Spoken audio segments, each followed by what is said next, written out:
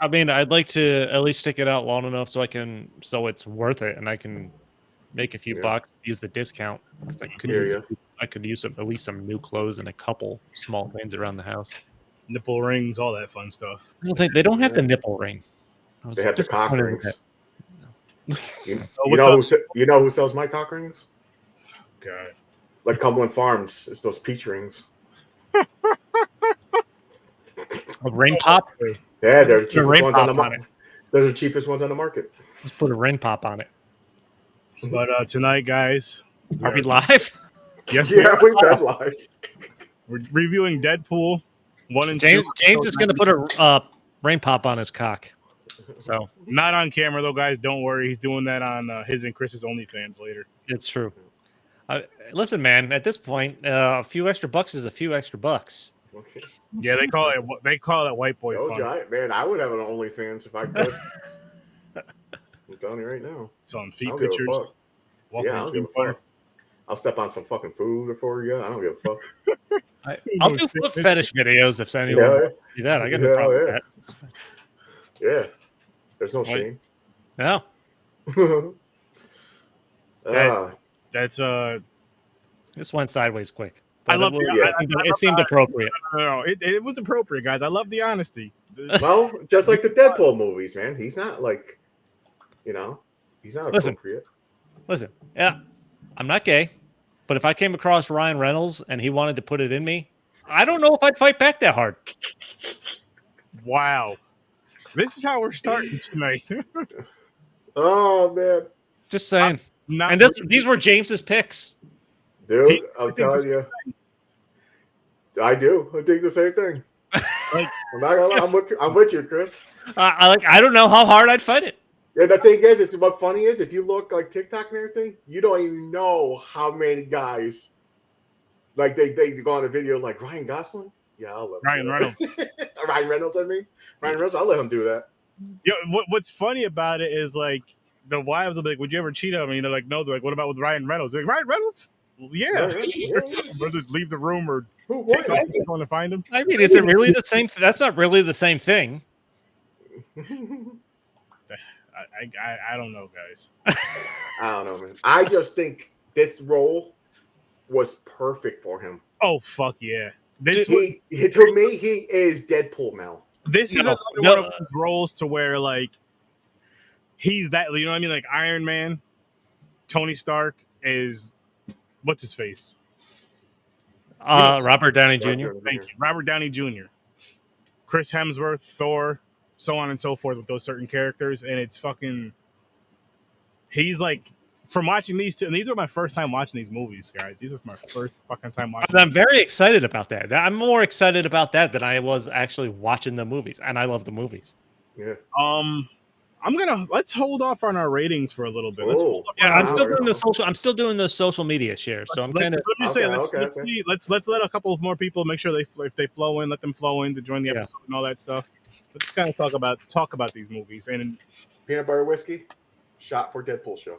Okay, I'm gonna take a sip of my drink for the Deadpool show. I've got some Goose Island Kolsch, summertime Kolsch. I'm still on the summertime beers because it's fucking August, even though the Oktoberfests are out. I just took a shot of that, but I'm drinking 90 proof Kraken rum with Coke. Nice. Rum and Coke. So you guys see this? Oh no, you don't.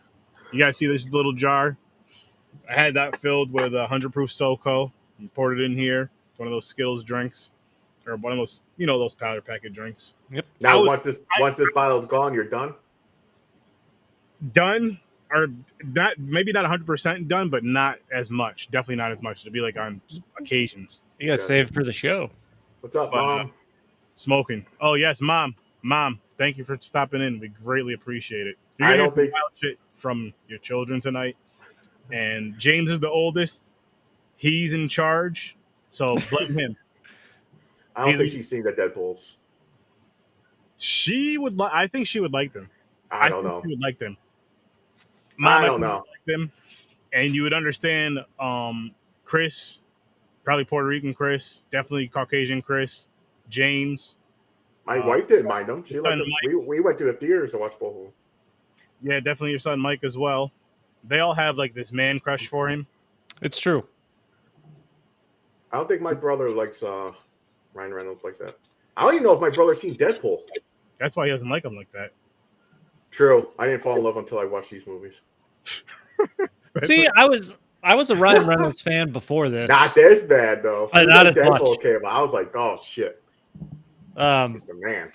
Because I remember watching the sitcom he was on, Two Guys, a Girl, in a Pizza Place. That show, yep, I remember that. I watched that shit back in the day. Yeah. Then there was Van Wilder, and he had a couple sporadic things like that, and of course a lot of forgettable stuff. But there's no doubt that once he finally got to do Deadpool, the Deadpool movie, which it took 10 years of him trying to make, that revitalized his career to the point where anything he touched, people needed to see. Yep. Yeah. Even to just rate the streaming, like the what's that movie he recently was just in? There was the Netflix movie he did with Gal Gadot and The Rock that was awesome. That was fun. Oh, okay, I know you're talking about that one. But then he had like a comedy one. It was like a Player One or not Player One, One Up or something. It's like some kind of like he's in a game. Oh, Free Guy? Free Guy, there you go. Dude, that was in theaters and that movie was fucking awesome. Really? I only seen like at the beginning of it. That movie was great. We should watch that for the podcast. Possibly. I want to say that might have been one of the first movies back in the theaters once everything opened up again. It might have actually. Yeah, I think you're right.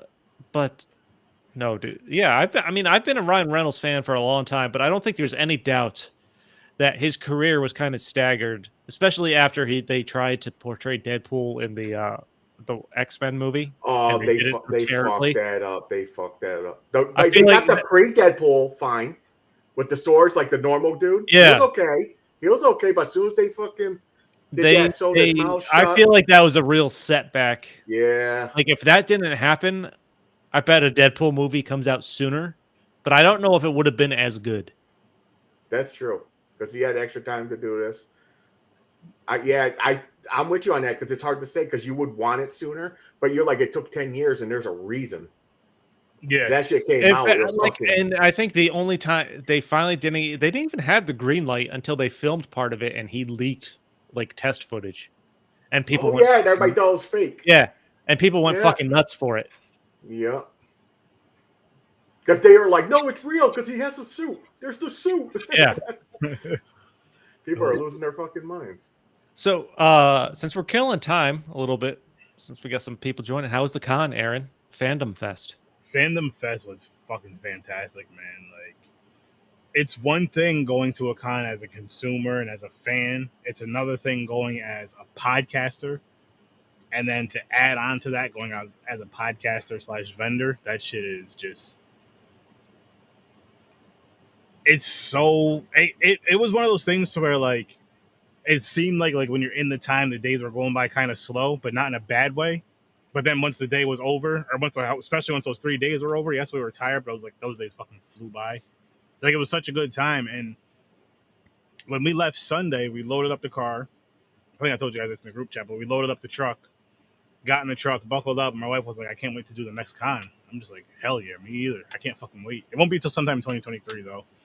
Get some shit together, save up. But we're talking about doing Fandom Fest again next year, and the con that we may go to next Saturday, just to kind of peek out and check it out and hang out for a little bit. I think it's called Sci-Fi Horror Fest or Horror Sci-Fi Fest, something like that, out near Turning Stone. We're going to do that next year. Nice. So we're going to try to do at least 2 cons a year, hopefully more, and try to hopefully make some... It would be awesome to make some connections in the horror community, to have a small horror con in the capital region, like in Albany, Schenectady, or Colony or something like that. One of them hotels. Yep. Be dope to have something like that here, but like a strictly horror one, not like a Comic-Con or not like a pop culture or mix, just strictly horror. Get some cool guests here and have a good fucking time. But yeah, the con was dope. Like I wish I was at a con this fucking weekend. Like, I'm telling you guys, we have to, of course, we need to talk about more so behind the scenes. I'm going to call it out right out on the live. We have to do a con as Popcorn and Pints one of these times. Yeah. It's fun as fuck. It'll be fun as fuck. And I mean, it'll be easy. I can just bring my laptop. I can bring all 4 of my mics, or we could just share like 2 and 2 on the ends of the table or whatever. Just talking about the con and movies and anyone that wants to chat with us. Yeah, like we don't even have to have merch and all that stuff because we don't have the business thing of it. We don't gotta worry about that right now. But just go there and just get some business cards, slip money on some business cards on the table. I'll have my flask on me so I can stay nice and socially lubricated. And we'll just fucking record. We'll record there. Got one somewhere. If the Wi-Fi is good enough, we'll go live. If the Wi-Fi is not good enough, we'll record there, and then slowly drop it out for content. That would be fun. Yeah, Be dope. Be dope. I think we should do that. I think we should do it because those it'd be easier to hit up like a Comic-Con. Yeah. And maybe see who's gonna be there. Well, even if it's like someone that just drew certain cartoons, like okay, so let's watch one of these movies before we go and kind of discuss it, and be able to have those conversations there at the con. Not necessarily watch them to review them, but watch them to kind of just memorize them, whatever. Ah, man, hoping these guys are still coming on. We can still let's dive into these movies. Yeah, it's been 10 minutes, so they're lost at this point. Get into the ratings yet? We could just dive in and discuss them though. I had so much fucking fun with these movies. Like it was nonstop fucking laughter. How did you enjoy the villain of the first movie being called Francis? I just fucking laughed. Like I know my wife's name is Francis, but I didn't even think of it like that. I was just because it's been in other movies. It's fucking great. But it was. I think what was more funny for me was the fact that Deadpool learned his name. Yep, he ripped it off his lab coat. Listen, my favorite joke in the first Deadpool movie, and there's so many of them, but there's a lot. It's been however many years later.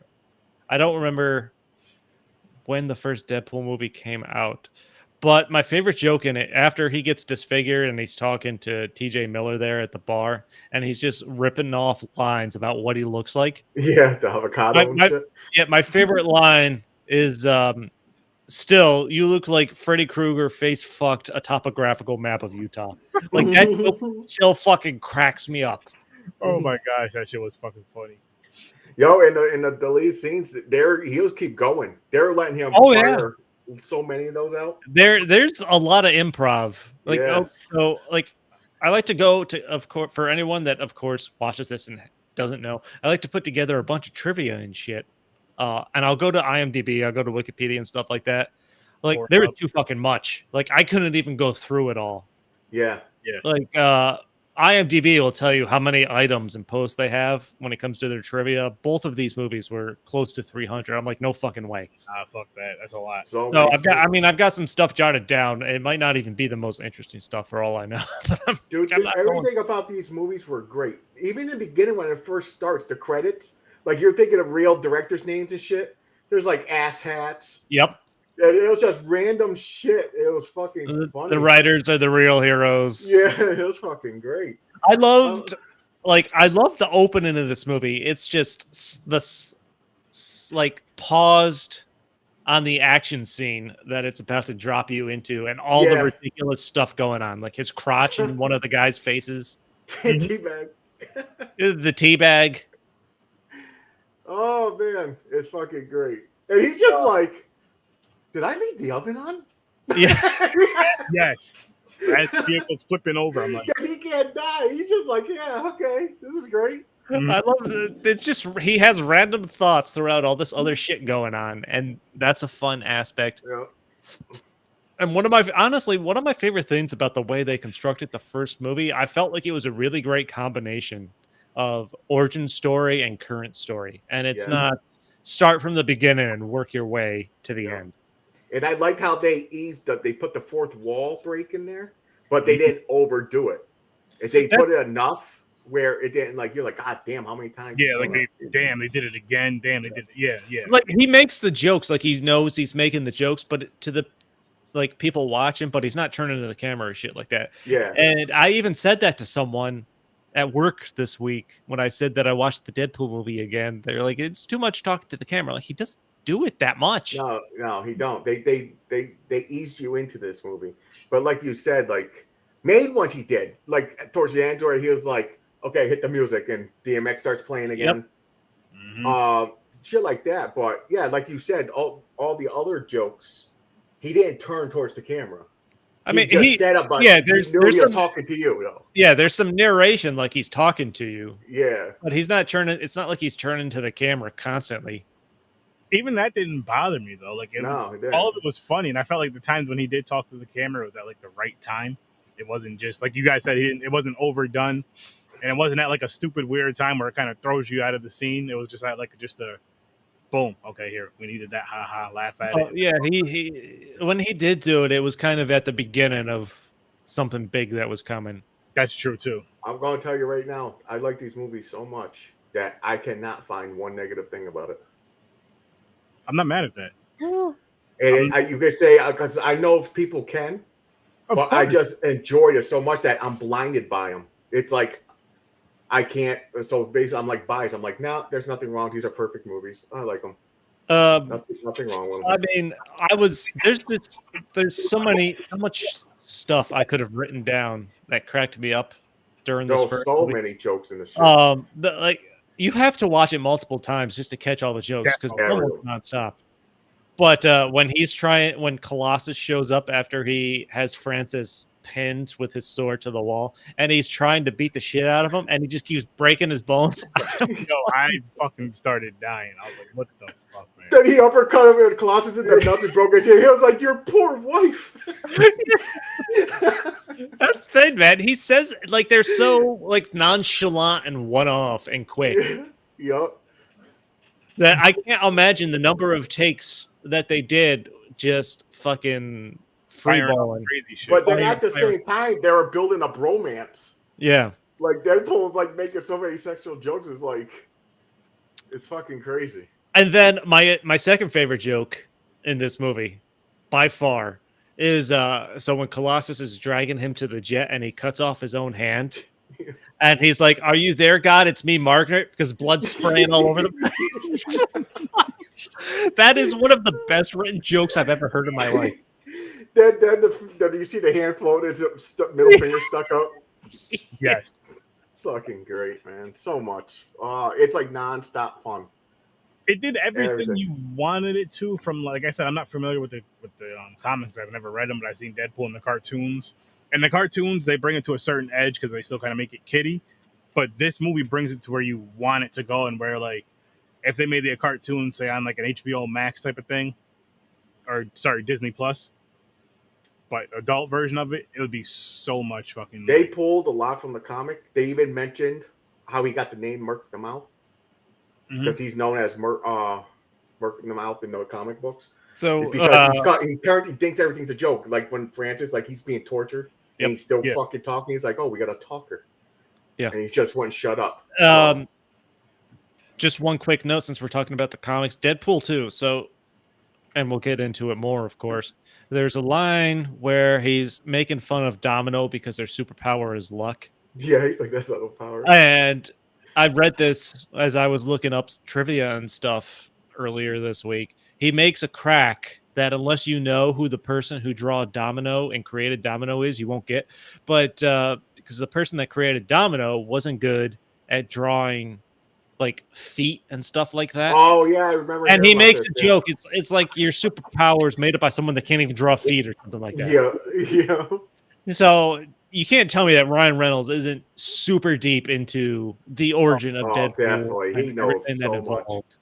I'm sure he is. He's a Deadpool nerd. I know for a fact. I'm sure he is, and he's. Oh man, he's fucking Deadpool though, guys. Like he is Deadpool. There's no other. Oh. Again, it's just one of my favorite scenes in the movie where TJ Miller is ripping off lines about what he looks like. You look like a testicle with teeth.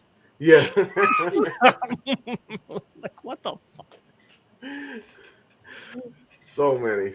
Fucking like, what's the avocado? It looked like your avocado fucked another it's avocado. Like you're one avocado that fucked a rotten avocado. Yeah, there's so. They clearly just let them go on and make up a bunch of shit. Crazy shit, yeah. Just saying shit just to say shit. But and I loved when he was going around murdering people, talking to, where's Francis? You're looking for Francis, and he's chasing the one guy with the Zamboni. Yeah, he said you're going to die like in 5 minutes. 5 miles an hour. The guy's crawling on the ice with blood behind. Yeah, the girl part, like the two Asian twins or whatever they were.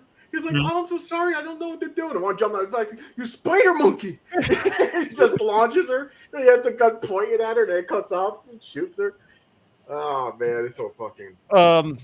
And even the scenes with Robin, the blind roommate there that he meets in Oh the my god, so fucking funny. meets in the laundromat. Those are fucking hilarious too. He's like, "You're going to want to go. I bet it feels big in this hand." Yeah, after he gets his hand ripped off, you're probably going to want to leave. I bet it feels so huge in this hand. Yeah. Which then you say something like, "What the fuck?" and get up and leave. Yeah. Or even when you see him like rubbing her face with the baby. He's doing that nice, gentle cheek. Oh, the laundromat scene with them, where she was like, where she was telling him how to wash the blood out. She's like, "Or you could just start wearing red." And after that, he goes on and makes the red Deadpool shit. Yep. I like that they get in the argument about the IKEA furniture. That was pretty funny. She's putting a dresser together. And like one of the last scenes she's in, and he's getting all the guns together and stuff to go after Francis. He said something about finding the cocaine. It's with the cure for blindness or something like that. Yeah, he said he was leaving. He was like, "In case I don't make it back." Oh, like, that's what. Under the floorboards, there's like 150 kilo of cocaine, and then he was like, "In the cure for blindness." And he was like, "Good luck," and he just walked out. And they do a callback to that in the second movie. They do. Yes, they do. Where they open up and they show you it's there. Yep. That's another great thing about these two movies, especially if you watch them back to back, is that there's a lot of fucking interconnected jokes. Yep. And here's the downfall of watching them back to back, especially if it's your first time seeing them, like it is for me. The only is those same jokes you're talking about is like when you guys bring them up, you have to like tell me the scene a little bit more, so because like I said earlier, pre-record, I watched Endgame first and then these two, so these two just felt like one long movie, back to back movies, which was not bad at all. Don't get me wrong, I had a great freaking time with it, but it just felt like one long, entertaining, hilarious fucking movie. I'm like, I can see why people like Deadpool so much. In all seriousness, you got to watch the movies again just to get the jokes you probably missed. You just let go or missed or something like that, or they didn't register fast enough because it's like constant, man. Even like shit like written down, like he shows pictures, or it's like so much funny shit in there. Stan, I love the fact that they even got Stan Lee in the first one for a guest appearance as the DJ in the strip club. Yep. That was awesome. And fucking Dupinder, man. The taxi driver. The shit. He is one of my favorite characters. Yes. I even said, I hope, and I said this actually when I was watching part 1, I was like, I hope he's in part 3. Oh, you're hoping he comes back. I don't know. He might be, because I think he's got to be, unless he's in jail. He's got to be. With the way 2 ends, with them all walking away, he's got to be. But just fucking him Deadpool talking him into kidnapping his romantic rival there, and he ends up I was fucking dying. But the ride when Colossus and everything in the car, where he was like, "What was that?" And every time he was like, "No, I did." He goes, "I'm so proud of you." Whispering what his real thoughts are. Yep. And he was like, "Let him go." Kill him. Ended up getting into that car accident. Oh man. Oh, that movie was so fucking funny. They were both just, oh my god, such great fucking fun, hilarious. Fucking, and then I really like. Again, his feud with Hugh Jackman is one of the best things I've ever seen. His fake feud, but when he takes the mask off at the end and he has the Hugh Jackman's face stapled to his, the like magazine cutout. Yeah. And they also referenced in the beginning too, when he was leaving, when you got the card from that guy. Yep. He decided to leave. They, there was like there's a Wolverine reference, just Wolverine. Like in the beginning, and the fucking stupid Deadpool from that movie. He had the fucking one. Oh, yep. So they got a lot of Easter eggs in there too, man. There's so much. There is just crazy. So much. There's going to be stuff we don't talk about that if people hear this, I can't believe they didn't bring up that joke. Oh, yeah. Like when he's going over his origin story and he shows up in that guy's apartment where the pizza delivery shows up, and he makes a joke about shitting in the cat box. It's like, I don't have a cat. He's like, well, what did I just shit in? Yeah, he was like, He looks over. he's like, you fucking freak. Oh man, yeah, It's just the so start. much. And then of course, even I mean, storytelling wise overall, I guess you could say if you're looking for any way to critique it, a little generic in that, you know, he comes back to saves the girl and they're back together. But like there's like if you're a fan and just enjoy funny ass movies, there's not a lot of criticism I think you can give this. Yeah. Especially I love the soundtrack, by the way. I remember listening to the fucking Wham song after this. But Vanessa's line at the end when she's saying after a lot of drinks, something and a lot of drinks, it's a face I'd be happy to sit on. Yep. Oh shit. I think I was like, hell yeah. Fuck yeah. What about the bar scene after the pizza thing? He goes back, he's like, I want to order a blowjob. Oh yeah. Like, why do you make me make this? Yeah. It's like the fucking because that's where he got the name. So that fucking bar, they bet on who's gonna die. Yep. And the thing is called the Deadpool. Yeah. All right. So looking at some of the stuff I did jot down that I wasn't lazy enough to skip over. So development of the movie, Ryan Reynolds started actually back in 2004. That Wolverine movie he tried to play Deadpool in came out in 2009. So it was 5 years before that. And there's no question that fucking set that back. Yeah. He played that and he's like, I can't believe I fucking did that. And then directors finally got hired in 2010, like the next year, to more faithfully portray the movie. And then but it wasn't until 2014 where that footage leaked and people were they saw the kind of response that got. So there's 9 years or 10 years right there. And I believe the first one came out on Valentine's Day. It did. Yes, because that's when I seen it. We went on Valentine's Day to go watch it. Yep, because there was a lot of Valentine's Day posters and stuff like that. And what's fucking insane? This movie made over $700 million. Wow. Like it was the highest R-rated grossing movie at the time. That's insane. Wow. I'm not surprised. It only had a $58 million budget, which is almost pocket change. Damn. And you said how much? Over 700 million it made? It made 782 million when it was in its theatrical run. God damn. So over 700 million. Over $730 million, basically. Oh, I seen this movie. I fucking loved it. The Deadpool this one is a one I heard a lot, and kudos to Ryan Reynolds on this one. This is one of the reasons it would be hard to say no. But the Deadpool costume originally had a muscle layer underneath built into the costume. Ryan Reynolds was too muscular; they had to take it out. Nice. He's like, no need. I'm ripped. Yeah. I heard he stole that costume. He still has it. He did. He took it. He fucking stole. He's like, nope, it's mine. And the studio was like, fucking let him have it. Yeah, let him have it. Bring it back for number 2. Like the movie did so well, they're like, let him fucking take it.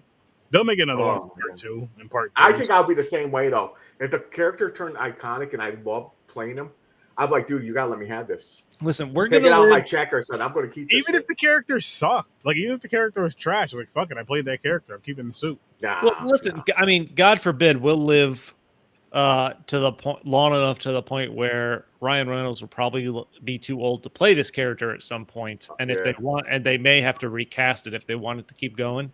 I'm hoping here before that, if something goes down where Disney wants to change something and Ryan Reynolds don't like it and he bails, I'm going to be pissed at that. I get the sense though, if he's too old to do it, he'd still be at least involved in the writing and stuff like that. I hope so. Probably. And then you'd have to find a younger actor and stuff like that. Because this comedy style feeds off his comedy style. It does. I think you'd have to have him involved in all the behind the scenes stuff at the very least. Because that's how much him and this character have become one to me. Yeah. 100%. 100%. There's no arguing with that. He is fucking dead. He's Deadpool. Like he's Deadpool. Yeah, he is, exactly. I feel Wait. like I don't think there's any question that this movie came out the way he wanted it to, and now he is as synonymous with his character as he had ever hoped and dreamed to be. Shit. I ain't lying about that. And then Maximum effort. that's also the name of one of the companies he owns. So that's one of the reasons he says that as much as he does. Also, it's like maximum. Yo, speaking of that, the fucking in the beginning when he only had 12 bullets and he's counting down. Yeah, that was really fun too. That show was fun. He's like, someone forgot. Someone didn't count. You guys are gonna have to share, and then he shoots. Yup. Kills 3 guys with 1 bullet. He wasted like 4 on the one. He goes, worth it. Yeah, he's like, that was stupid. Deadpool, that was stupid. Bad Deadpool. Then when he was done, he sniffed. He's like, someone's. I'm touching myself tonight. Yeah. Oh man, it was so fucking it was just, the humor was just fucking. It was great. Hot point. I mean, I smelled the whole fucking thing. My and jaw then, turned out just even talking about it. Even Negasonic Teenage Warhead, which was not a character I had ever heard of before. No, I didn't either. I forgot I was going to Google. I was like, is that a real character? In an interview, the director RHETT stated they used she wasn't intended to be in the film always, but other X-Men that they had considered, they couldn't they used Negasonic Teenage Warhead because they liked the name better. Wow. Okay. And it played with the jokes, man. Yeah. Oh yeah. And then I think the only casting, she's tweeting at the final instinct. He's like, hold on, she got to tweet. Let her tweet. and then the only Gina Carano, by the way, ex-MMA fighter. Bellator, right? Yeah. Bellator champion. She became an actor. She's in quite a bit of shit now. She was a Mandalorian. They fired her. Oh, is that who that was? That's who that is. Yeah. The strong chick. Yeah. Yeah. I mean, when you're pro-Nazi, that tends to cause you some jobs, but I'm not going to get into that. But Olivia Munn auditioned to play Vanessa. That was the only thing. At least as I get when I gave up reading all the trivia, that was the only casting news I got. So who else? The first fight between Francis and Ryan Reynolds when he was naked. Whose pee-pee tingled like mine? Not mine. No? Yikes! That's what I walked into, huh? Yeah. Wow. Welcome. That was a good time. Gosh, that was like a perfect timing to join. No, first and foremost, I gotta apologize, man. I don't want to start y'all. I am fully sorry about my tardiness. You know what I mean? Father of 3, so it's all I was good. caught into chasing my kids around, but I listened to everything, so I didn't miss anything. I heard the ring pop, I heard the OnlyFans, I heard everything. I heard the con. I was keyed in. Awesome. I even heard your drink, so I poured something because I know I was like, I didn't want to be the only one. Yeah. The important stuff. So look at this. He's prepared. Yeah. So I paid attention. I was listening, but I was still doing the father duty. So we thank can't you guys. see it, but James is shirt cocking right now. So you do better than us because there'll be times where say one of us has to stop for whatever reason, either being too drunk, that was me a few times, or just popping in late. We don't even fucking pop in and listen to shit. We just pop in when we pop in. Yeah. No. Thank you. I wanted to make sure Thanks for listening up to this point. Yeah. I wanted to make sure I didn't come in and backtrack, and I loved all the jokes. I loved everything you guys were saying, the avocado and all the other stuff, and the fan and the artist going back to the second one. You are an artist who couldn't draw feet, so I was paying attention. I was paying attention. By the way, the artist loved that joke. By the way, yeah, I mean, people who take themselves too serious and are above jokes are the worst. Yeah. Yes. They know it's true. By the way, 100%. okay, I'm going to tell you which of these movies I think Aaron liked better and why, because we haven't done any ratings yet. But I think before we do that, I just want to introduce our guest, Chris. Yes. Oh yeah, we should do that. Definitely. Real quick, tell them who you are. Tell them about your show. No, I am late. I'm sorry. I'm the worst. I shouldn't even get this introduction, but my name is Scotty from Jackie Got Us the Podcast. We're a lifestyle brand turned into a podcast. So the show is about lifestyle. It's about me searching for wisdom through my mistakes, right? Like I make a lot of mistakes, but I'm also a guy who doesn't like to be told what I can and can't do. So I just say what I want on the show, pretty much. And I shoot every Monday at 8 o'clock. Sorry, I will be shooting at 8 o'clock on Tuesdays. I know that's a horror film time, so I apologize. But Yeah, I'm just out here having fun, having a good time, and happy to be a part of the show. So thank you guys for having me. Popcorn and pints, let's go. Awesome. This is good. Welcome, Chris, friend. you're definitely coming back on this shit. Oh yeah. You know, I'm about to bring the energy up tonight, guys. I'm about to bring it up, and I apologize for being late. So I got to turn it up tonight, guys. I like it. I like the spirit. The rest of us, man. But so without giving us a rating for either movie, what are your thoughts on both films? Just to so we can kind of get your perspective on it, and then we can kind of. First and foremost, I want you guys to know I took notes. I wasn't playing with your show. I'm a guest, so I took notes. I've seen this 30. I can't believe this is your first time watching this movie. That's outrageous. That's what breaks my everybody. heart. It does. It breaks my heart too. I tried to get him to watch these movies. How many years now, Aaron? 2? Kind of breaks my heart. I don't want to talk about it because I'll tell you, it took my brother Henry, which you guys know, Chris and James. There's some movies that took him over 20 years that I finally watched. I mean, Deadpool 2 didn't come out until like 2019, 2020, maybe 19, Yeah. I believe. 19. Yeah, I think it was 19. Yeah, At least you're I tried looking- to get him to watch the first one. So the first one had to have come out 2016 at the 16 earliest. or 17, I believe. Yeah, So- I seen them both in theaters. Same. They were. Yep. It's worth it. I mean, I've seen these movies a lot of times. James, I'm with you. I'm sorry because I don't want to be the guy. What I know. I don't know. I know Sturdy. I know James. What is your name, boss? Just so I don't like. Oh, Chris. Chris. Perfect. I do a Perfect. podcast called Stories from a Bar, 518, focused on beers, plus music. Oh, that's awesome. Yes. Music. I used to be an artist, and I'm reformed. So that's awesome, dude. Nice. That's awesome. Yeah. No. Yeah. To answer your question, Sturdy, I love this movie. The slow motion open and intro was so amazing. Like Ryan Reynolds, Well man. done. I don't his self-deprecation of himself is the best. I think it's top 5 at least. Like there's no reason. And for me, another thing that I really want to key out, I don't think you guys said this, but like I understand from the business aspect why they make superheroes PG-13, but it's really, really nice to see this rated R. Like I think that it's super. It was super important because you can't take away from it. Like I think that's what is like separates it from the most. But I love this movie, man. I can't. The only way to find something wrong is if you're nitpicking, right? Exactly. I can't do it. I'm blinded by it. I just skip it.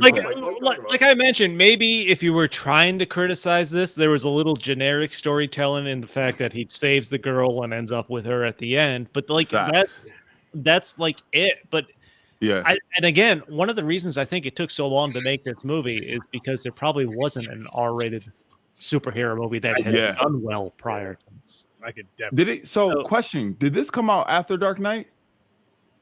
Yeah. Yeah, because I think Dark Knight set the tone for where.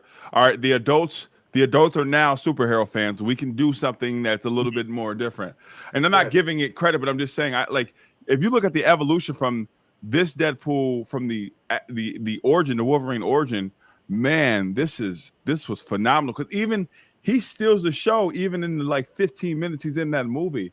Right. And like, I don't know. I'm this movie. I'm so happy I got to be a guest on this episode with this movie because it's phenomenal.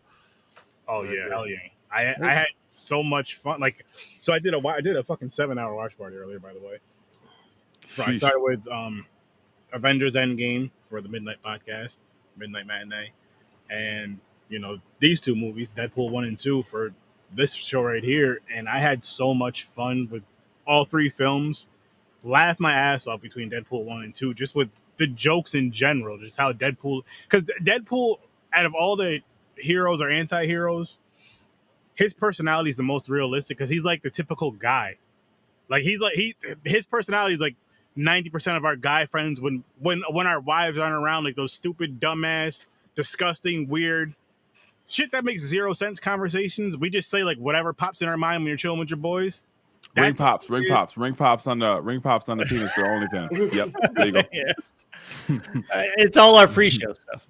Yes, that's what he is, though. That's what he is. It's another interesting fact. Like, remember the 80s and 90s? When they were putting out superhero movies, they were just casting a big name, whether they represented the character or not, because they just wanted to make fucking money. And I think at the very least, we've gotten to a point where studios understand they need to have a good story as well, and try to be true. If you want to make something, first off, there's again, I say first off a lot, but there's so many fucking superhero movies. How do you do something that stands out at this point? Yeah. And I think we're trying to stay as true to the character as possible. And you gotta have Ryan Reynolds teabagging somebody. You're not going to do this non-R-rated version of Deadpool. No. Yeah. Did you notice how like Ryan?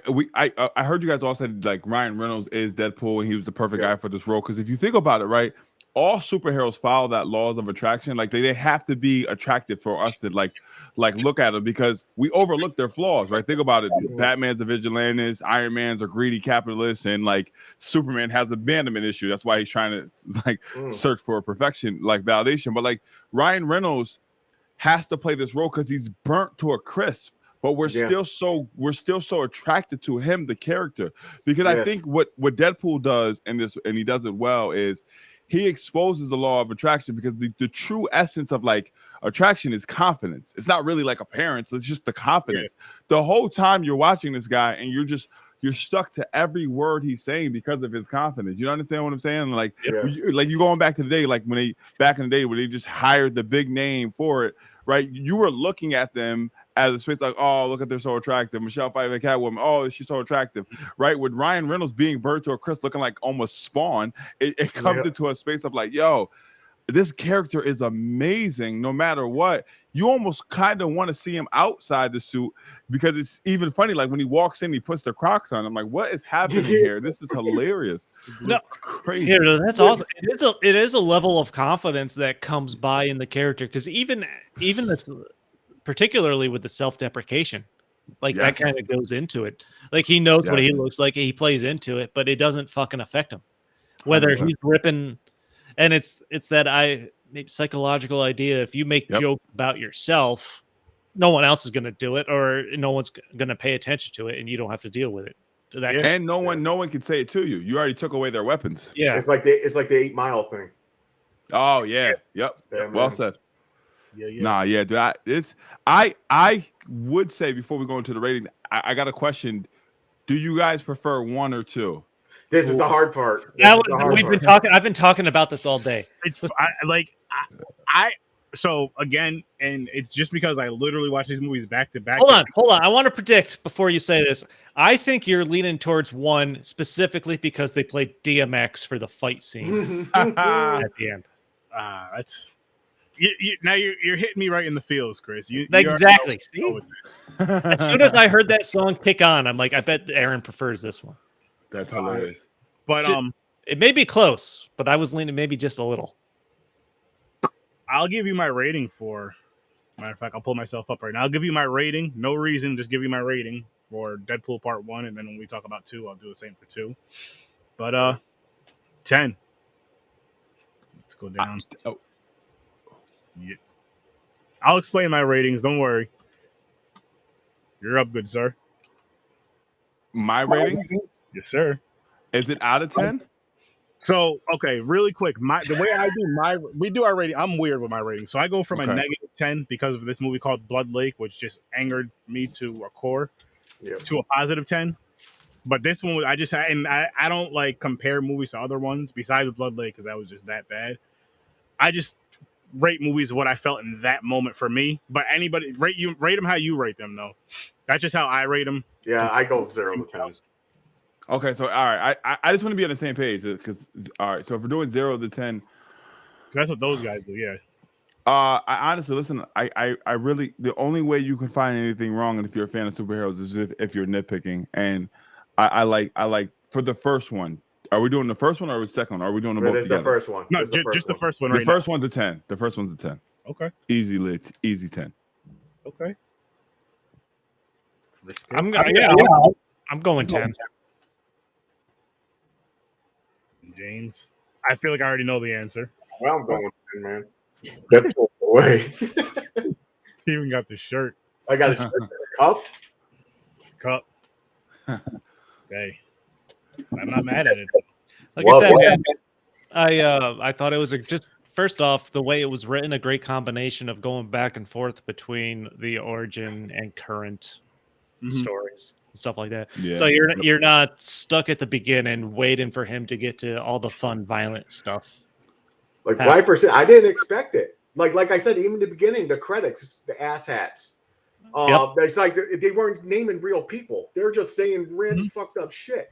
And I was getting a kick out of it. Like even the cartoon comic characters, you see drawings of him and everything. I was smile from as soon as the shit started. And I was like, what is going on here? I was like, this is fucking great. For both of these films, I feel like these were both the perfect guy humor films. Both of them back to back, especially watching them back to back. Because you get all the dick and fart jokes that we like to laugh at that, you know, you laugh at it harder when you're watching it alone or with your guys rather than if your wife is sitting there because you feel like she's judging you. She's like, I can't believe I said yes. Oh, not me. I was in the movie. Not me. Dying. I was fucking dying. Yeah, my wife doesn't like superhero movies and she loves Deadpool. Mine too. I even said it to my wife. I was like, because I went on Valentine's Day. I went the day. If Sarah was sitting there willing to sit there with me while I watch this, I'd be like, you signed up for this. I told my wife, I was like, I feel like I'm on a date with you and Ryan Reynolds. I don't go as far as James. I don't go as far as James has said. If Ryan wanted to do something to me, I won't stop him. But I'm not gonna reject the first date from Ryan Reynolds. You're not gonna get me. I'm not too proud. I mean, there's a certain level. And I'm paying. I'll pay. I mean, I'd only fight it so much. Oh man. But what's funny? No, 100%. He is. I'm not one of those guys who's insecure. Ryan Reynolds is a bod. Oh my gosh, man, he's just fun. I just want to hang out with him for a day. I just want to chill with him. But does he have to be dressed up as Deadpool? No, man. No, it's fine. I understand. You see him on talking shows, everything, just how he is. Yeah, he just seems like he's fun 24/7. You don't. I think if you're looking at a significant other in any aspect, you don't understand how important personality is. Yes. Until you meet the person where you're like, that person just seems fucking cool. Yes. He even fucks around 100%. With his wife, like on Twitter and everything. He'll make up something and say something. Oh yeah, are you kidding me? They rip on each other all the time. Yes, it's fucking great. It's 24/7. No, that's awesome. See, that's awesome. I like that. But he's awesome.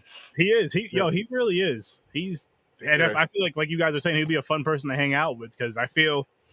Just from like the clips you see on like TikTok or YouTube, the YouTube shorts and all that shit, what you see of him outside of him acting, like his personality seems like it's similar to the Deadpool. Of course, toned down, but that again, it's that, like, typical guy humor, typical guy kind of fun. But just like all day with someone with that kind of money, yeah, you might as well just take Ryan. You might as well just take us all out. Take us all out on a little date. Yeah, a group date. Yeah, I'll tell him I'm easy. You don't have to try hard.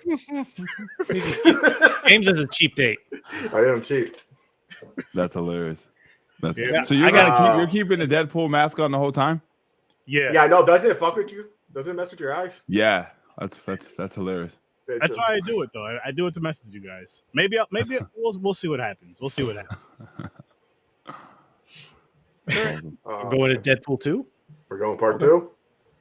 Yeah. Actually, you know what? Before we go to part 2, let's spin those wheels, and then we'll. Yeah, that's right. It's been so long, I forgot about the wheels. Oh man, it's listen. Anyone that enjoys comedy and superhero movies enough, and even if you don't know who Deadpool is, this is just a fun fucking movie. Yeah, hell yeah, just fucking. It's something that if I ever came across it, I would leave on, but obviously on any kind of cable channel, you're not going to get the full effect. Dude, I'm telling you right now, if I came on this show and Aaron said he did not think it was funny, he hated it, I'll quit Popcorn Point. Like I'm done. It's my last week. It's my last day. Yep, it's my last day. You won't see me ever again. Chicken and grits, it looks like, guys. Or is it rice? I don't even know. I think was there only 2 movies left on this? I don't know, but if I'm hoping. It looks like it's going rice and beans. Of course it is. Oh, come on. Thank God. I was about to say, because he didn't even represent tonight. Did you fill him in on this? He's probably looking at me and Chris like, you No, a little bit. I got a little bit of it. Okay. Okay, so we got the cheese and crackers wheel for the white guys. That's the chick's pick. That's our significant other's picks. Chicken and Grits was for me and Ibrahim, and then Rice and Beans was for Puerto Rican Chris. Yeah. Oh, we saw quite a So few. there's reasons for all the right. names. Oh Mhm. damn, we got a lot on this one. There's just some good movies on here.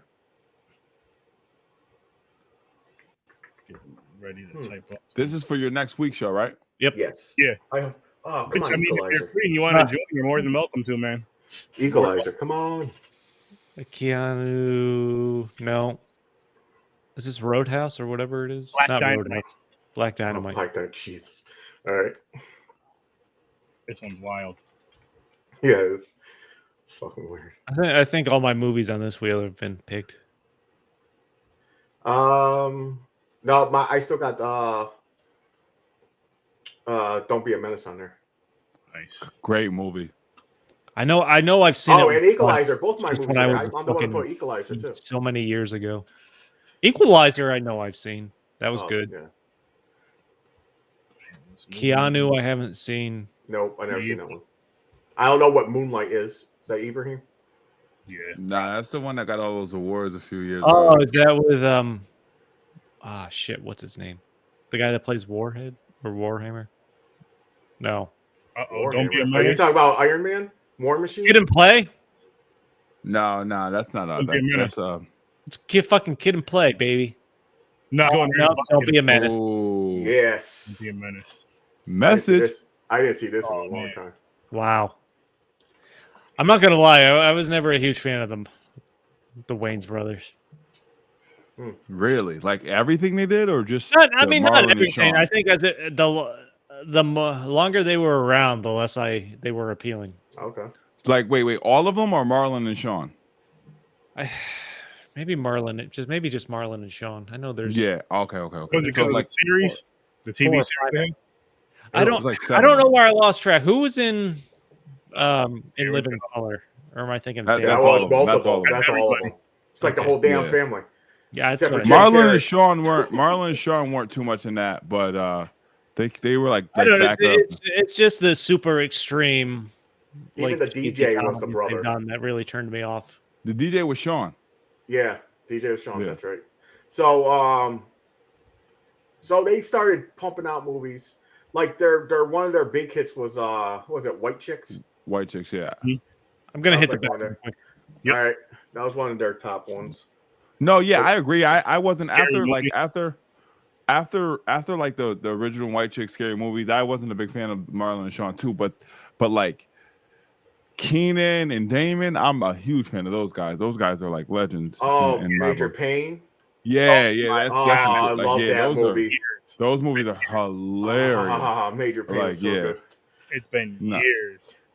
No, I yeah, love like it. movies Living like Color, that. man. Oh, Yeah, and Living Color is just think about all the talent that came from Living Color. Oh yeah, It's unreal. Jim Carrey, which I have Tommy so much Davidson, so much fuck with that dude. Yeah, David Allen Greer, Jamie Foxx. Oh my gosh. Jennifer Lopez. It's crazy. Like She's a fly girl. back to Jamie Foxx. That dude is fucking talented. oh, it's unreal. It's unreal. It's almost unfair. Like, yo, What's the it's chick? unreal. What's the chick he played? Was it Shanae, Shanae. Oh god. he can sing, he can dance. Yeah, It's no, unreal. he's one of those special. Yeah. Yes. Yeah, Every- he's one of those like rare talents. He can do Full impersonations. package. Yeah, Yeah. impersonations. And then He like, plays piano. with his acting, he's like, he can do the serious roles, the comedy Yeah. roles, like he can like do all Ray that. Charles. I was getting a tattoo watching Yep. Ray Charles. You ever hear a Chris Rock joke about him playing Ray? Mm-mm. No. Chris Rock says Jamie Foxx is so good at Ray, they went to the hospital and pulled the plug on the real Ray, saying we don't need two of Holy them. shit. Shit, fucking Chris. that's, God damn. that's crazy. It's hilarious, but it's crazy. But Wow. Jamie Foxx, oh my gosh, he's unbelievable. Even his role in Ali is unbelievable. Like when he plays Ali's assistant, like Jamie Foxx is just unbelievable. Yep. Oh yeah. Nah, He's one of those. He's just one of those special actors. Yeah, Special, 100%. not even just an act. I just say special talents. Wow, special talent. Yeah. Because he can sing, he can probably rap, he can act his ass off, and Yeah. any type of role. Jamie Foxx, are we talking? And Yeah. stand up. And stand up. We forgot fucking stand up. Yeah, that's right. Yeah, no, yeah. Nah, I'm definitely because he has a new movie on Netflix. I keep hearing about. Oh, it's the Vampire Hunters with Snoop Dogg. Yeah, with Snoop Dogg. yeah. Day shift. Day shift. Yeah, that's that's it. I'm You bring that up. very curious to see his Spawn. We're doing that on Thursday. Reviewing that. Yeah, Thursday. we're reviewing it on Thursday. Is that out? That's It awesome. starts 30. Yeah, it's out. It's on Netflix. Okay. That's awesome. So I can't wait to do that. I don't know what my first Jamie Foxx experience was. I think it might have been his TV show, honestly. Mine Yes, was in Living TV Color. show. Mine was was in he on Living Color. Yeah, Okay, that must have been it then, because I remember. mine was in Living Color, and then the movie was Booty Call. Yeah, Booty Call. Oh shit. Yeah, that was my first Jamie experience.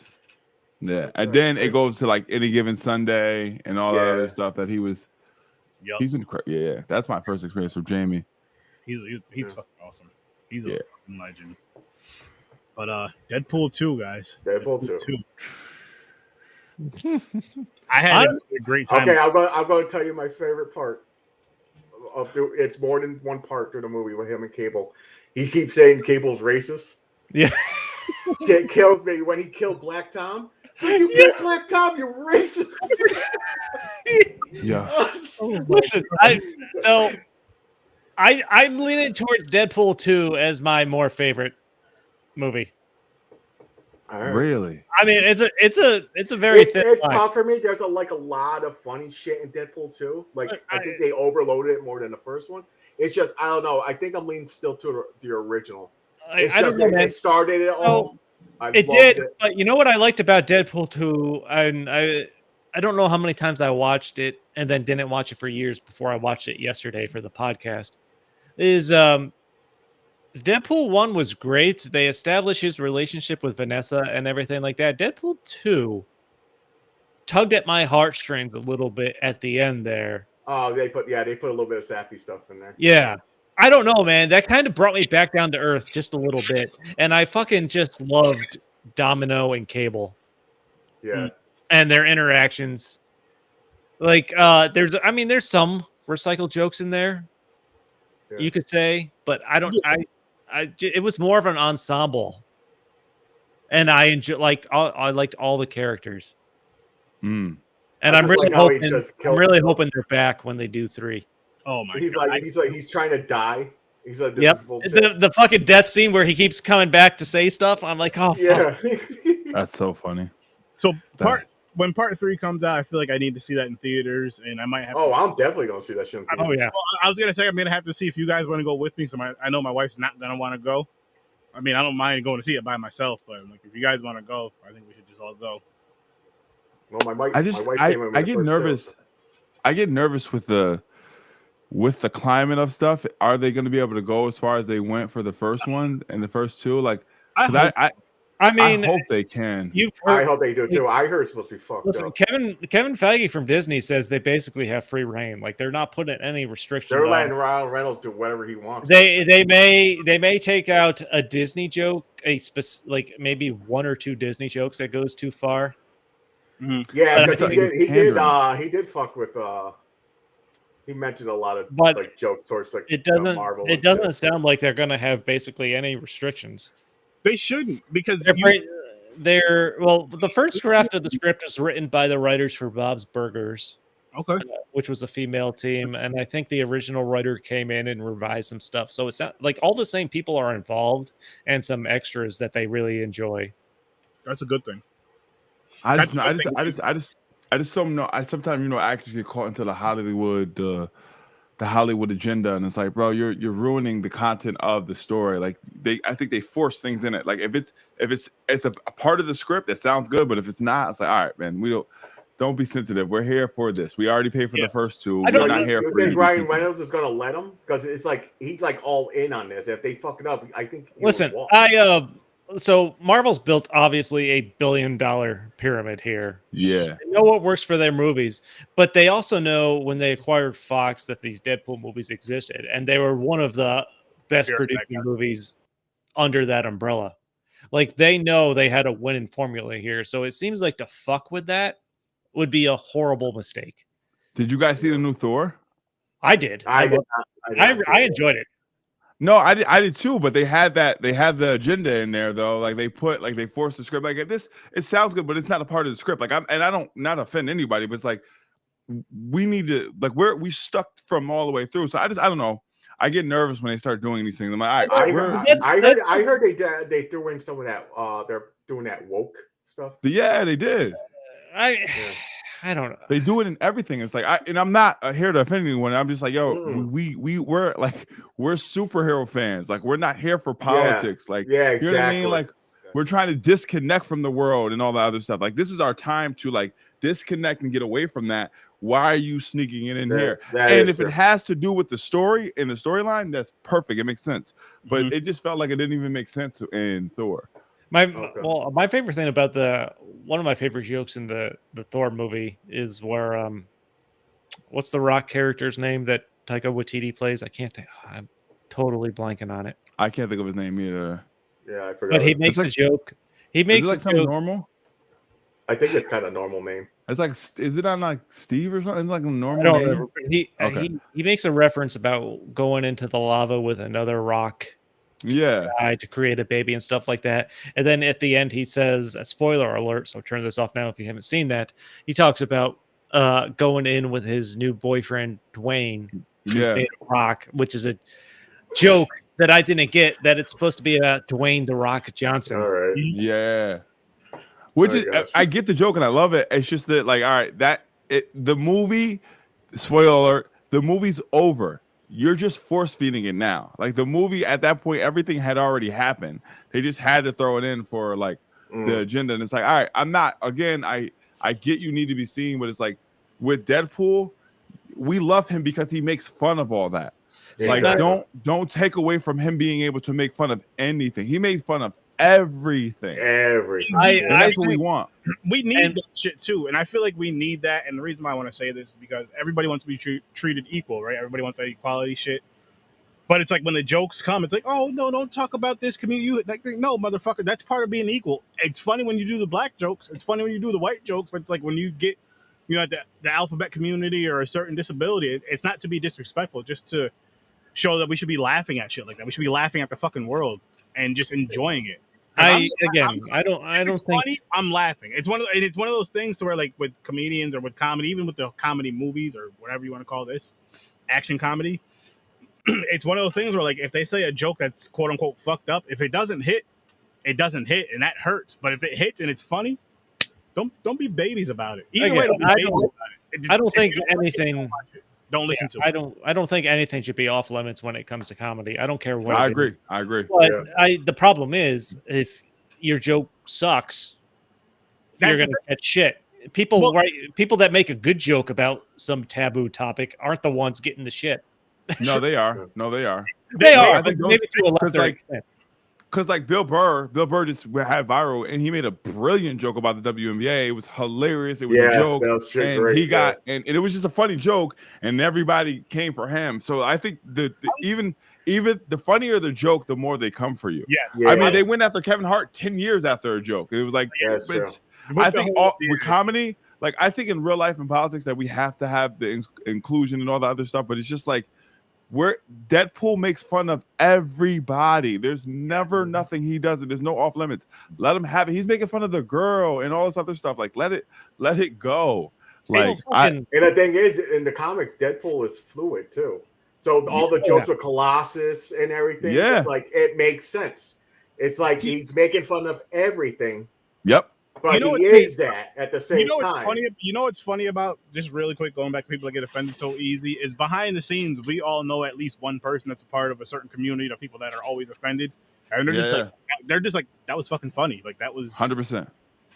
So it's just 100%. Like, who's really getting upset by it? Is it people that are really I don't get mad at when people make fat jokes? Or is it people that that want the sympathy type of want the attention, like I think really, you know what I mean. I'm sure it's a mix of both. I feel like it's more so the poor me, the fake, the more ones that want the attention, not the ones that really want to kind of make things equal, but whatever. And because that's just what gets the fucking viral views, which is sad. Yeah, I mean, I don't want to turn the show political. I'm just saying, I just think one of the great part about Deadpool is literally like Like you made the joke earlier, Chris, when you were like, "Oh God, you hear me? It's me, Margaret." Like that's a super religious joke, right? I'm a religious man, but like that doesn't offend me. It's hilarious. I laughed at it. I seen the middle finger. It was hilarious. It was funny. A part of it is like, if you're going to be offended by it, then just don't watch it. Don't support it. Exactly. But with Deadpool, you got to let him go, because if he doesn't push the limits, he doesn't push the boundaries, then we're falling back into what we don't like about superhero movies. It becomes cliche. It becomes corny. So that's. I mean, if you think about it, the Amazon show, The Boys, they go so far is because they push the limits. There's nothing that is off limits. Right? They're making fun of a whole religion. Christianity is like, all right, if you don't like it, just don't watch it. But like, don't hold back. Let it happen. Let Deadpool be the guy, because we got to have that happy medium. Out of curiosity, because I finally started season 3 of The Boys this past week. I have not yet. You haven't, Aaron? No. New friend below me, whose name I forget. I'm sorry. Have you watched season 3? Scotty. Yes. I started watching it too. I'm not finished yet. I'm like 2 episodes out. Because I got 11 minutes into the first episode, so I can imagine. Crazy. So I'm sure you know the particular scene I'm talking about, where I messaged our group chat. I'm like, you guys need to let me know when you start this. Crazy. Well, that's not the worst one. There was rumors like episode 6. It's like that's called Hero Gasm. Yeah, Hero Gasm. That's it. So that's going to be. It gets crazy. But again, that's the thing. Like, if you're going to be offended by it, that's fine. Just stop watching it. Exactly. But let it go. Just let them like, again, I feel like we kind of need that kind of shit on TV, because it gives us that getaway of just laughing at some silly dumbass shit, disconnecting, enjoying it, kind of disconnecting from the dumbass shit in real life that's gonna depress people. It's like, fuck that. Exactly. If you don't have this, there's gonna be way more mental health. Let me watch Deadpool. Let me watch. Yeah, it's gonna be people doing a lot of stupid, outrageous shit. It's gonna be people doing more shit to go quote unquote viral, because they're not getting that entertainment just sitting down and watching the movie. And then maybe how we're sitting down discussing it like a podcast, discussing it just like this. It's gonna be to where people are gonna be doing a bunch of dumb shit because they're bored.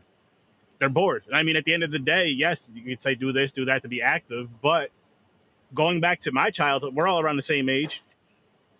Back in the days where you can go to Screen Gems, Blockbuster, whatever it is, and get a VHS on a Friday or Saturday night. The weeks when you actually don't act up, and your cousins come over, friends, family, whoever comes over, you get a pizza, you get some movies, and you just sit down and have a good time. And it's important. It's important. And we got those certain movies that are just like, they may be fucked up to some people, but they're important for whatever reason. It's just like, it may not be for you. Just don't fucking watch it. There's certain people don't listen. There's certain genres of music people won't listen to because they don't like that genre of music. But they're not all. Don't be bitches and crying at me. I don't give a fuck. You can at me. I don't care. But there's certain people that know that they won't like a Deadpool movie, but will watch it just to be upset and to complain about it and try to get it canceled. Like, that's the part that's whack. What sense does that fucking make? What does that make? Like, that'd be like me complaining about, like, I don't like coffee, so I'm gonna drink coffee and then complain and try to get coffee canceled because I don't like it. That's fuck you. Coffee's great. Coffee's great, James. See, I don't know what's going on with Sturdy. Coffee is elite. Coffee is the way to go. What's happening? I need Sturdy canceled. He doesn't like coffee. Let's cancel him. Hashtag cancel Sturdy. That's exactly why I said that, though, because it's like, okay, this is something that I know a lot of people like, but I don't like it, so let me bitch and complain about it. No, it makes sense. I just don't drink coffee. Like, it's that simple. People just don't watch that content or listen to that content. Facts. That's it. I don't know. You need to be willing to admit that, like, if someone's making fun of some taboo topic, you understand that that's just a thing that exists, and you need to. All right. Like, so, and the ridiculousness of what if you had just, and I'll say just at least one person or two people from that community that you're going to make those jokes about in the writing room, because then that way they can also give their input of certain types of jokes that may be even more funny than what you're thinking in your head. They're like, this shit doesn't really bother us. It's you guys that it really bothers. The thing is, it's probably already happening. There's probably. Yeah. They just some people are not just don't get out their personal stuff. There could be someone on that board meeting writing these jokes. You don't know, man. Just because we're on this topic, you know what pissed me off? It was over these past couple of years, which I do believe in diversity and inclusion and all that shit. But like, where some people, I believe, from Family Guy. And I believe the Simpsons like kind of dropped out of their character roles that they've been doing for fucking years because they're not that rich or whatever. Yeah. That shit's corny, people. Just when you make new characters, that's when you make the new shows and new characters, then you add the diversity. Don't just change up a show that's been going on for years and it's been hilarious for characters. years. Okay, I got it. Yeah, like the voice cartoons, the voice actors of the cartoons. Yeah. It's corny. But people are like, they argue it. They're like, it's like an audition. If you do the character better, I'm going to hire you. Exactly. That's how it should be. Here we go with our porn guys. All right. I mean, finally, we're famous. We got right. the porn sites coming. Animation's an interesting aspect because literally the only person that has an idea of what they want the character to sound like in that scenario is probably the creator. True. Very true. And the when you like kind of what James, piggybacking off what James said, is like when talent should always outbeat talent. It shouldn't be like, oh, because I'm black, I should get a chance at this. No, the talent should win. Like, I want the best person for the job. Like, there's never in a situation where I'm like, hey, I'm going in for open heart surgery. Well, where's this certain demographic? No, I want the best guy to, do these things. So it's like, why don't we apply that? Why is that not universal and all across all boards? It's because and again, I'm not trying to go too political. We're just catering to feelings. And when this is fantasy genre, like cartoons and animation and superhero stuff, it's like, no, the reason we support this is because we're disconnecting from reality. Exactly. Like, we obviously know Deadpool can't go around killing people, counting his bullets. Great scene. Like, great really, scene, we obviously know that. But like, why do we need the political stuff that come in now and be like, oh, well, think about this and he's that? It's like, all right, man, thanks for ruining a good time now. Exactly. People like to complain just to be heard. Like, they just they like to follow that train. Okay, so this is the hot button, and it's always the negative thing. Like, okay, so Monday we're all gonna bitch and cry and complain about this, even though we don't give two shits about it, but we know this is gonna be the next hot thing, so everybody goes after that. And I'm just like, it gets frustrating. I think part of it is people don't like when their beliefs are made fun of on even a fundamental level, even if they can't admit that there might be some flaws to ideas they believe in. I so feel like someone points out those flaws or makes a joke about them or something like that, that's when they pretend to be offended and stuff. So like that. Is it one of those things to where, which this is gonna? I make fun of my own beliefs. Oh, everything has a flaw. Everything has a flaw. Of course. I mean, but no, I believe in a guy who walked on water. Hey, me too. Yeah, like you gotta, like, the thing is about your flaws being challenged. Everything should be challenged. Everything should be questioned. That's where you go, right? When someone says, "Oh, how do you believe a guy walking on water?" Well, you know what? Now it gives me an opportunity to study my faith and go stronger, right? That gives me an opportunity to go in a deeper space and learn more about the situation. But people poking holes at different things, they shouldn't be chastised for that. That's how things grow and develop and get better. Right, like if you don't poke holes, if everything's not challenged, you don't get better. It's just a part of life, man. It's just it has to happen I don't want to go into anything ever just with just believe in shit blindly. Like I want questions. I want to be able to ask questions. 100%. Research, find out on my own, figure out my own stuff like that. Like, and if you can't handle questions to that, like you shouldn't believe. Exactly. Well said. 100%.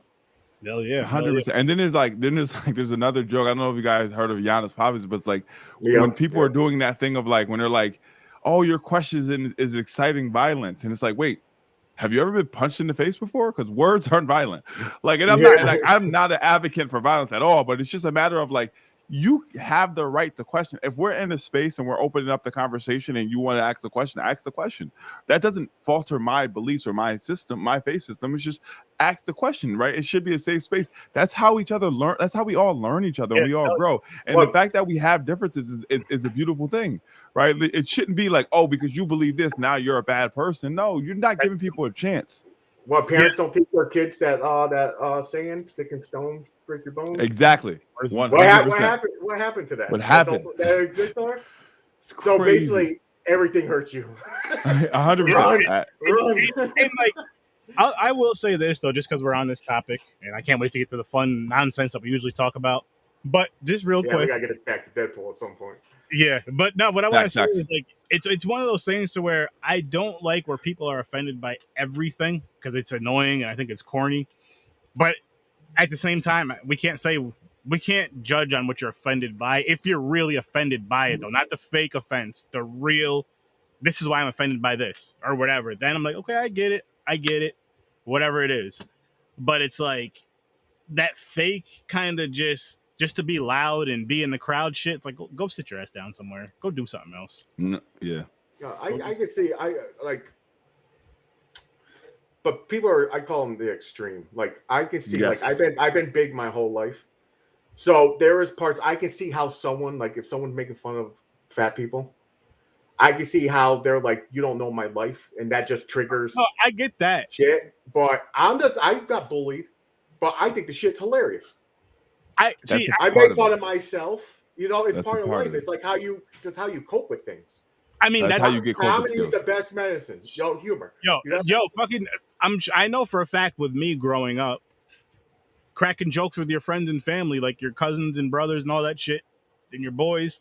That's just something we did. It's just something we did from childhood to. Especially when you're really close, you go deep. You know what button to push.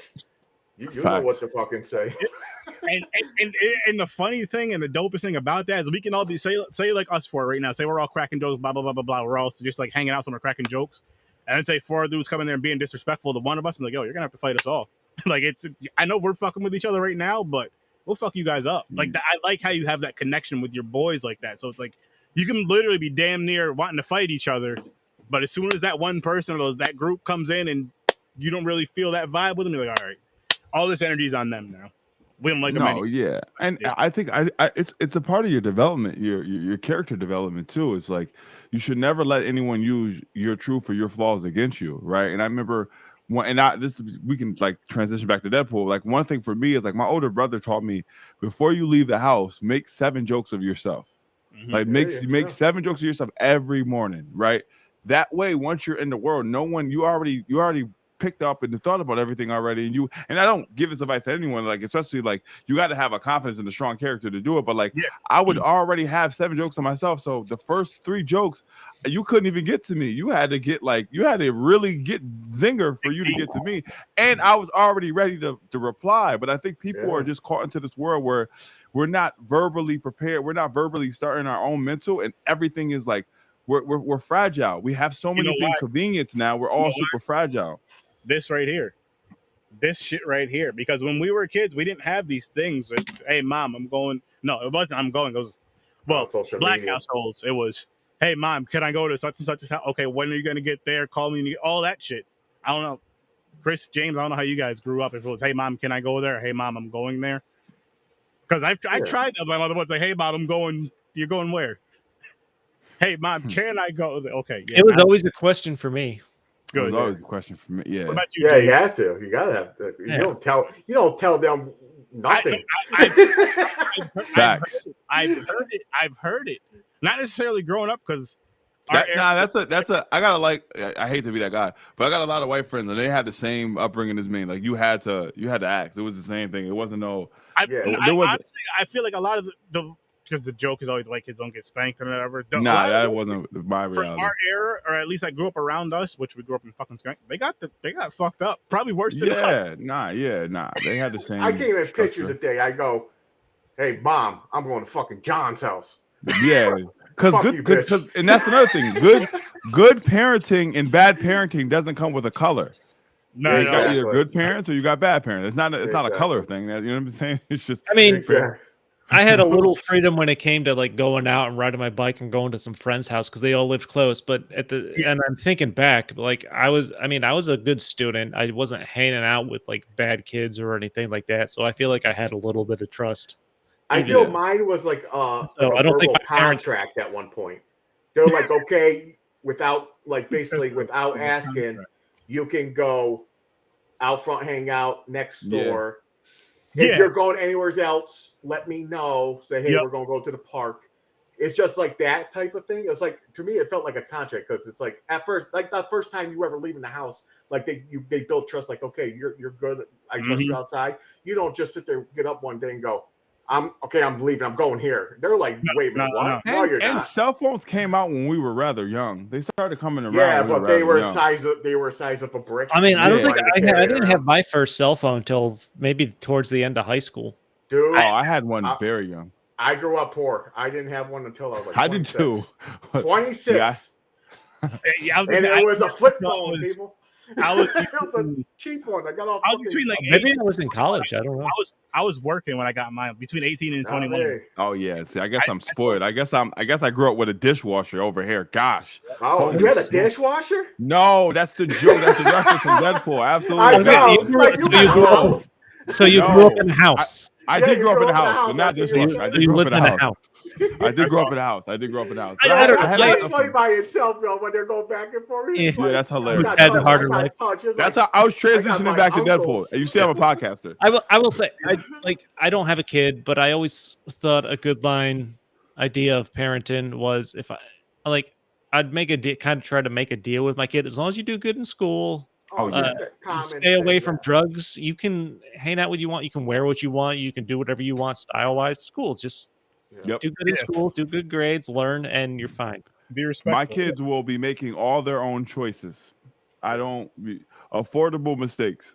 Exactly. I can't stop them. One thing, the one thing my wife and I did was we didn't childproof anything. And the reason why we didn't childproof anything in our house is because we thought if we go over to someone else's house and they don't have childproof, then they're still going to get into it. So we taught them not to go into things. We just taught them not to go into things. They'll be even more. So you know what I mean? Just taught them not to go into things. And but my oldest is only 3, and we ask him everything. You want to make a choice? And the best philosophy when they're young is you give them 2 choices that you are okay with. Right. Yeah. And as they get older, they get more choices. Yeah, you got to give them their own rope. Because if you don't give them the opportunity and the confidence to make choices themselves, they're going to get around people who are going to make choices for them. Yeah, and unfortunately, that's the bad crowd. And then they're going to be around bad people making choices for them because they don't have the confidence to do it themselves. So I believe in letting kids make their own choices, reasonable choices. Obviously, I'm not putting my 3-year-old behind a wheel of a car. I don't have kids either, but how I was growing up, if I had a kid and I'm raising it, I'm going to not put it in a bubble. I'm going to go old school. If you fall and they cry, be like, come on, you're okay. Get up, walk it off. Walk it off. You're not going to run over there and start kissing it like, oh my God, I got to protect it. I'm going to wrap you in bubble wrap tomorrow. I'm glad, James, I'm so glad you said that because we had my nephew over here like 2 or 3 months ago, right? And he was playing around, and he dropped one of his toys going to get on the coffee table. He hit his big ass head on the coffee table. And my wife was in the living room at the time. I was off in the dining room doing something, but I seen it all happen. Did you say his big ass head? Yes, I did. Oh, okay. I was like, no, he did not say that. Okay. I did. Okay. And he starts crying, right? She goes over there, picks him up, does all that stuff that a mother would do, I would say. And then or a light-skinned dad. Yeah, oh, you're probably crying with him on the floor. I'm sensitive, baby. I'm grabbing my babies. I'm on the floor with him. He's on the floor crying, listening to Drake. Your wife walks in like, oh my God, again. But now, so when me and him were I was sitting on the couch doing something, and he was crawling around, boom, hit his head on the table. He just looked at me and got up. He was like, hey, you gotta. He's like, if I cry, he's not gonna come to me. Fuck that. Right, all right, he ain't gonna play into this nonsense. Yeah, I know I'm not hurt. Same thing with my nephew. My brother told him that, and when I was watching him many times, same thing. He get hurt. I'm like, you okay? He's like, yeah. He's rubbing his head. I'm like, walk it off. You're all right. If they're because what it is though is you could Ronell, what's good? Where are you at? The link is still in the chat. You can still hop in here and talk some Deadpool. Sicko. When we finally get back. You're Ronell. Yeah, Ronell. Won't you get in, Ronell? Yeah, Rondell. Ronell, Sicko. Come on, Sicko.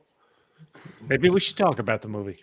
Yeah. Let's go. Yeah, it's back to Deadpool. Deadpool 2. So I lean Deadpool 1 is my favorite over Deadpool 2. Okay. I still think Deadpool 2 is great. I love Deadpool 2. It was phenomenal. I'm gonna be honest with you though. I didn't love it the first time I watched it. Oh. Then of course I went back and watched it because I watched movies 7 times. And I was like, holy smokes, I missed out. I must have been in a bad mood or something because I was not appreciative of it. But yeah, I definitely think that I don't know. I think because of my emotional attachment to being so shocked that they were doing what they were doing in the first one, I kind of expected it already in the second one. So I think that's the only reason I give it the edge. Same. Now, if we're going to rate it, are we rating real quick? Yeah, we can do that. Even though I prefer slightly the first one, I'm still giving this a 10. I love both movies. The first one would be like a high 10, like solid 10. I know what this one's like a low end 10. I know. I just love these movies.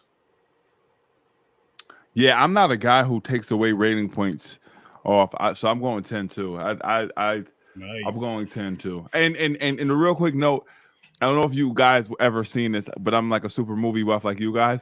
But when they were doing the superhero auction, it reminded me of the movie Mystery Men. I don't know if you guys ever seen that movie, but I've seen that a long time ago. Yeah, but that was a cool like homage. Nice. 10 for both. Wow. I'm with you guys. This was a 10 for me. It was both fucking 10s. I had so much fun with both these films. And again, what the Cage Rage? Cage Rage. I that was because I was punching in the 10s. Sorry. Yeah, I mean, it's my comedy style. I like that silly fucking jokes. Like for the scene, like when Domino, he's like, slow it down, and Juggernaut, like fucking, he hits it and the whole thing flips, and Deadpool's floating, and he does the fourth wall break. He goes, oh, this is not going to be good for him. He put his hands behind his back and he was teabagging the table. I love he just went right with it. I was like, there's another one because it happened in the first one too. So you can't tell me. You can't tell me when he puts together his initial X-Force team and he's interviewing the superheroes. And there's Peter. That character, well, there's Peter, and he's like, the Peter guy with the mustache doesn't have any ability. Just a normal dude. I've got type 1 diabetes and type 2. He's like, you got all the diabetes, but that becomes his best friend. And then they all literally all die. All of Sugar Bear. Jump out of the plane. I did not see that coming. That was hilarious. Like when they died immediately, I was like, that's wild. He's like, I'll do anything for you, Sugar Bear. I'll save you. I loved it though. Yeah. Terry, the man Terry Crews was in it. I love Terry Crews. He's awesome. Terry Crews is a great character. He's awesome. You know what's my favorite part about the like 4-second Brad Pitt scene? Like he agreed to do this movie. Ryan Reynolds pitched him this idea of like a dinner they were at, and he agreed to do it. And I think the only thing Brad Pitt wanted was Ryan Reynolds to give him a cup of coffee on set. Wow. Like that's cool. Like, that and awesome. he talked, and the guy talking when they're having the toilet paper conversation on the back of that truck when Cable shows up. That's Matt Damon. And I forgot how he got Matt Damon to do it, but he was off. Isn't that like, what movie is that? Like when they do that with Hugh Jackman, he's only in it for like a split second, but they go to a bar and then he's like, no. And is it First Class? Yeah. Oh yeah. First Class. Yep. Is that? Yeah. Yeah. Yep. It was. Nice. Because they're like, what are they recruiting or something? Yes. Get the fuck away from me. He's like, nope. Yeah. No, 100%. Yeah, I like that too. I like how they like slip in the fucking little cameo things. 100%. Like when they all shut the door, that was awesome. Yo, yeah, when they were all later, he was like, you can't. He's like, why is it this huge ass mansion? There's no other extras except for you. So funny. Because that's like in the first one, he was like, let's go see Professor X. And he was like, and he names the two actors. He's like, these timelines are all so confusing. Like, yeah. Yo, he's in a wheelchair and shit. Oh, that's hilarious, bro. He knocks the face over. He goes, that was broken already. That was already broken when it hit the ground. Yeah, when it hit the ground. Yeah. James, you know, my cousin Michael, I've talked about him on here plenty of times. My cousin, he's in a wheelchair. So he came and showed some love at the con last week. This nigga almost knocked over. Like the table right by us was the customer's table. And they had like this big tall thing. He was backing up and he bumped. I was like, yo, behind you. He almost cleared that shit out. He was like, yo, if that would have happened, I would have just took off. Even the beginning. Yo, he was at Cerebral. He even had the fucking helmet on. Oh yeah. He was like, that's not how it works. He was like, it is. Even the beginning of this movie, I like that they played an international angle because that's not something you were expecting if you haven't seen this before. Like he's like, gone international, and then he's fighting all these different groups in different ways, like the sword with the Asian guys that come out of the bathtubs there and the fight. Like that was he runs and jumps off the roof and he just comes through the fucking window and just kicks the dude in the face. You know what I want to say about these two movies? As funny as they were, even in the action scenes, the action was still fucking awesome. And I think the blood is what really hyped it up for him. You guys know I'm a fucking awesome. Him slicing heads off, heads are flying. He's kicking a head into other people. Listen, raise your hand if you're shirt cocking. I mean, come on. Shirt cocking. Yo, he did. And they even referenced that too. Miller, like he's like, oh, he did the Basic Instinct. Yeah. Where Cable comes in and he switches the way his legs are crossed. Yeah, he's like, is that necessary? Or when Deadpool is talking about how racist Cable is, and Cable's like, thanks to you, I now know what a grown man with baby balls looks like, or something like that. Wait, speaking of baby, he jumps off the couch, he's walked and make the deal. TJ Miller's like, oh, look at him, he's doing it. Look at the fella. It's so and he corny, keeps making fun of how short Cable is. That's how that part is. Yeah, he was, because in the comics, Cable's huge, isn't he? He's like taller. I thought he was huge too. Even in the original X-Men as cartoons, which I started watching it, which is crazy raw for kids. I don't understand how we watched it, but like, no, here we go. Ronell, welcome, Ronell. Hey, Ronell. First of all, what's going on, y'all? The man with the Velcro beard. What's up? Oh, look at that beard. That thing's a masterpiece. Yeah, I know. It's way better than mine, man. I'm jealous. That's the porch he spent his entire life on. He said he was outside. That's the lace front. Kind of jealous, man. I got patches. I can't grow it out like that, man. Off the rip. Scotty with the Deadpool off the rip. James has this facial hair cum gutter beard. Yep. Yeah, I got the cum stain right there. White strip. That porch got mad moths and mosquitoes in it right now. Yo, so Rondell, while you're here, what do you rate these two Deadpool movies? 0 and 0 because I hate all of you. Come on with that. Don't come out here talking nonsense. Don't be coming out here. that lion negativity. Both the movies now. I give a shit. I'm mad, God damn it. Yeah. I don't care. Why do you? Were you? So did you have some helium? A lot. You sound like you. But no, for real. I don't know if I would give them both 10s. Like that's 10s though. Yes. Yeah. Well, that's because you watched it on that porch with a floor model TV. Oh. Yep. He's fucked up. Chris, I thought I think Ronell might be the most tortured person on Popcorn and Pints. I think he has me beat that night that I was gone for those Batman movies. Oh man, shit. So what do you rate them, Ronell? I'm giving them both 9s. There we go. That's not bad. Still good. You made it seem like you were going like a 7 or something. Yeah, I know, like a 4 or something. Yeah, right. Y'all was making it seem like it was undeniable. Dude, it is. It's fucking hilarious guy humor, church boy. No, I'm going to explain why they're 10s to me. I don't give 10s out a lot. The reason is I'm a type of person, when I watch a movie, it's usually one and done. I move on to, I like to see newer stuff, something I didn't see before.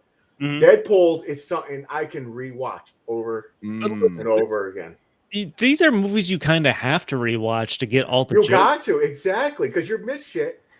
Like, I picked up on a few more. I was like, oh, fuck, I forgot. I don't know if I remember that part. I was like, that shit's great. One of my favorite quotes in the second movie, I don't remember who he's talking. Where I think maybe Deadpool's talking to Depender. I don't remember, but he says the line, "Grab those dreams by the dick tip and make it rain." I don't know. I honestly don't know how you can't like these movies because they were damn near. He keeps forgetting his fucking weapon bag. Yeah, that part is crazy. That's so crazy. He's like, I'll be all right without it. We're doing this the old school way. Yo, oh my gosh. He from this movie, he bumped up to like one of my favorite kind of. Dude, he's my favorite. He's my favorite superhero, anti-hero. He's all time. I love. Wait, of all times? James? Deadpool, ever since I seen Deadpool, because I didn't watch the comic or anything. First time I see Deadpool was the animated Spider-Man. Deadpool was in it. Same I here. thought it was funny because he pulled out like a fucking rocket launcher. And Spider-Man's like, where'd that come from? He's like, you don't want to know. I thought that shit was fucking hilarious at the time. So I started researching. I'm like, who the fuck's this Deadpool character? And they said how he breaks the fourth wall and shit. I'm like, get out of here. Then when the movie came out, I watched it because I laughed so much. I'm like, this movie's better than all the fucking Marvel, all the superheroes. Better. And here's the thing: Batman used to be my favorite superhero. He's number 2 now. See, Deadpool and Batman. I understand that though, James, because it's for those movies. It was like it just gave you that feeling of just pure 100% entertainment. It had you like locked, like 100%. Not that the other movies did, but this one was just like your shit. Like it just turned those triggers on for you. So I get where you're coming from. Yeah. But I love Batman. Don't get me wrong. I love Batman. So are we just talking movie? We're talking movie superheroes, right? We're just talking movies. I'll talk about superheroes I know of. Yeah, basically. Okay, that had movies. Here's my thing. Go ahead. I'm sorry. Go ahead. Spider-Man's like number 3 for me, probably. Nice. I think Spider-Man's after Batman. I think after Deadpool. Yeah, Deadpool is number 1. Batman's 2. All right, so okay, so what? So nah. Time out. Let's not even judge them. Let's just all give our top 3. If you have them, fire them off. No, we're not judging. I just want to know. I'm not judging. I'm loving the conversation. If we're doing, so hold on. Are we just doing movies? No cartoons, no comics. You can do cartoons and everything if you want, because that's where I first started. Well, that opens it up to a different world, though. Batman animated series. Okay, so best fucking series ever. Let's open it up to let's do this because I'm not into. I never read comics. I wasn't into comics. I would never read a lot of comics. James said Ronell read mad comics. He did. He was inside, so he was inside. I wish I did. I really wish I did. I did too. I was outside. I couldn't read comics. Let's do movies and let's do let's do movies and cartoons, movies and animated series. I'll go first. Number 1 always and will be Batman. Okay. Yep, I see that. Which one? So is it the animated series Batman? It's just Batman all around, man. The best villains. Okay. Yeah, well, that's the thing. Okay. Come on. Villains, yes, but Rolly, that's the thing though. Batman's actually not good. The villains are great. Yes, but I'm saying for overall to keep me like locked in, I'm with that because even each villain got some sick shit with him. It was like, oh shit, you know what I'm saying? Like I see where he's coming from. It's like some dark shit. So even with like the visuals, me growing up seeing who's Batman? Michael Keaton when they did the Penguin. Original, yep. You know what I'm saying? Movies. Those are Tim Burton movies. Those movies, badass. As a kid, I'm like, yo, the Penguin, like that nigga looks crazy. Like, what the fuck? You know what I'm saying? Danny DeVito. So that's for me. Number 1 is always and will always be Batman. But I'm gonna say I have a 1A and a 1B, and he's the 1B. Here you go. I knew you were gonna. I knew it. Yeah. Sicko shit. Sicko. Yeah. Sicko. So I gotta say that's 1B. Batman is 1B. 1A and always will be Superman because he's just the greatest. But Superman's overpowered. Superman's the greatest. Superman is the worst, bro. Superman's really the greatest. It's so annoying. Superman is really the greatest. No, he's not. You can't beat him. That's the problem, though. There's nothing you can do. Batman was my number 1 for the longest time, just because he had no fucking powers. He just had money and gadgets in his brain. He thinks of everything. When you think you thought of everything, but he also creates his own villains. Another thing behind it. He does. So basically, he fucked up. He creates his own villains. Batman's always going to be 1B, but it's always going to be Superman, bro. Number 2. No, listen, Batman. Number 2. Wait. Let me get this off. Number 2 is Spider-Man. Spider-Man's great. I like Spider-Man. Bro, Spider-Man's great. Spider-Man is the one, bro. You feel me? Great. And he became like, because I kind of fell off when Spider-Man became what's Garfield. Him. I didn't really like Garfield's him. Garfield's are great, bro. And what was the one after that? That's Tom Holland. Tom Holland. The one. I know that was like, by the way, that's one of the one of the best Marvel movies ever. I think. And then the Miles Morales ones is elite. Yeah, those were dope. Oh, that was animated. That was better. The animated Miles Morales animated was fire. I want to see a live action of that. I want to see a live. But number 2, he's coming. Live No, action Miles is coming. Number 2 is 100%. You mean 3? No. Number 2 is Spider-Man. I told you my 1A, 1B. They have to share the same spot as DC. That's ridiculous. Number Aquaman, 3. Here goes. Here goes the 4. You're doing 4. You're doing 4 right now. No, I'm not. You technically yes, but anyways, go ahead. First of all, I love all of y'all. He's so lit right now. Yo, we love you too, but beer toupee. Just let us know. Yo, but listen. So y'all making me forget what my number 3 is. Number 3 is gonna have to be Iron Man. Iron Man is awesome too. I'm not mad at that. Iron Man is awesome. Because Tony Stark character itself. I just like, you know what I'm is saying. Awesome. But honestly, I'm shaming myself because it should be Black Panther. But no, it shouldn't. No, it shouldn't. No, it shouldn't. It should be Black Panther. No, it shouldn't. You don't have. Yeah, you don't have. As the whole. Well, don't do that because that's fake. Because you'd be mad if there was, you know what I mean, if Chris or James did something like that. No, like, I would not. I would say I'm with you, brothers. That's like me saying Captain America because he's like the whitest superhero out of there. That's true. Right, so Scotty, who are your top? Fuck Captain America. Who are your top 3 or top 4 like Ronell did? No, I'm not doing top 4. Let Chris and James go. I'm not doing top 4. Let Chris and James go. Chris or James? I'm gonna have an answer though. Honestly, is James frozen or is it just my computer? James is frozen. He's frozen. James is frozen. Right. James, go out and come back. I don't know, man. Like I didn't grow up reading the comics. I remember. No, just go from the cartoons and the movies that you've seen, or just the movie. I know. I think I'm gonna have to. If I'm going number 1, I think my clear cut Spider-Man. Like I enjoyed the Tobey Maguire. I even enjoyed Andrew Garfield. Garfield was so good. I had to watch the Garfield ones probably twice to really appreciate them. Toby was cool. And I Toby was great. And he's not the GOAT though. Tom Holland's the GOAT. I love Tom Holland. I think he's great. All of them, he's the one that pulled me back in. Tom Holland. Tom Holland's he's the one. He's the one. I would. Plus, even I don't know, man. Even the Into the Spider-Verse, I loved. That's one of the greatest superhero movies. And I can't wait to see how they bring him live action into the universe. I know. And who's gonna play him? Who's your number 2? I don't know, man. Looking back, I definitely, without question, at least prefer Marvel over DC. Yes. Movie wise, I'm thinking except back for Christopher Nolan series. I enjoyed Christian Bale as Batman. I enjoyed that. But just thinking back over when I've watched superheroes or anything, I've definitely always gravitated more towards Marvel characters than I did DC, even when it came to Spider-Man or Batman or something like that. But I don't know. Currently, I would say my number 2 might be Thor. I just love Thor. Yeah. Okay. And then who's your 3? 3. Oh, that's a good one. Maybe different too, because I never. Maybe Iron Man. Okay. See, I'm still thinking of I have my 1. I'm thinking of my 2 and 3 still. Let me ask this: what do we think about ever recasting Black Panther or Chadwick Boseman? Because with the new Wakanda Black Panther sequel coming out, nah, just bring Killmonger back.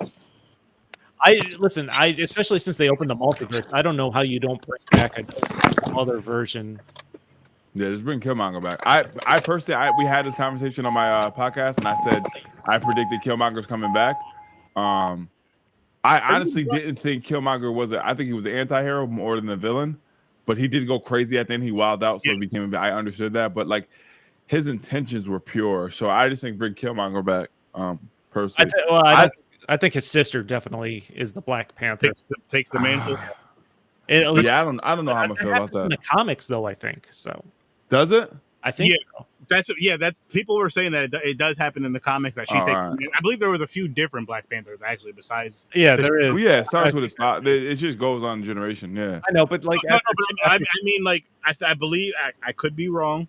So comic book geniuses, let me know if I'm wrong. But I believe in the comics, like others take the mantle and he takes it back at some point. Like I don't know why he doesn't have it, but I know. Well, they kind of do that in the first one.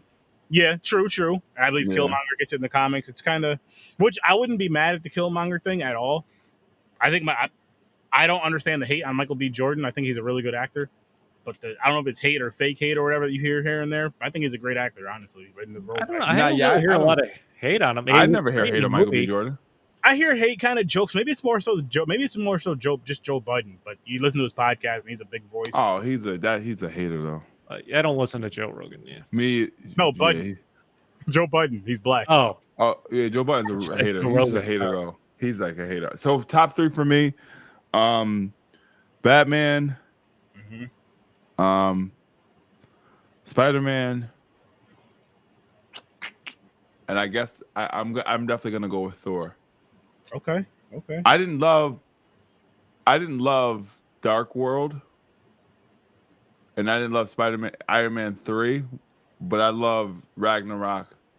I think that was so great. But I don't know. Chris Hemsworth is just, gosh, holy smoke.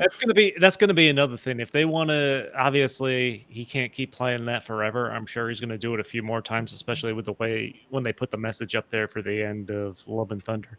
But like when they try to have another character play him at some point, if they ever do, I'm like, I don't know if I'll ever be able to buy into it.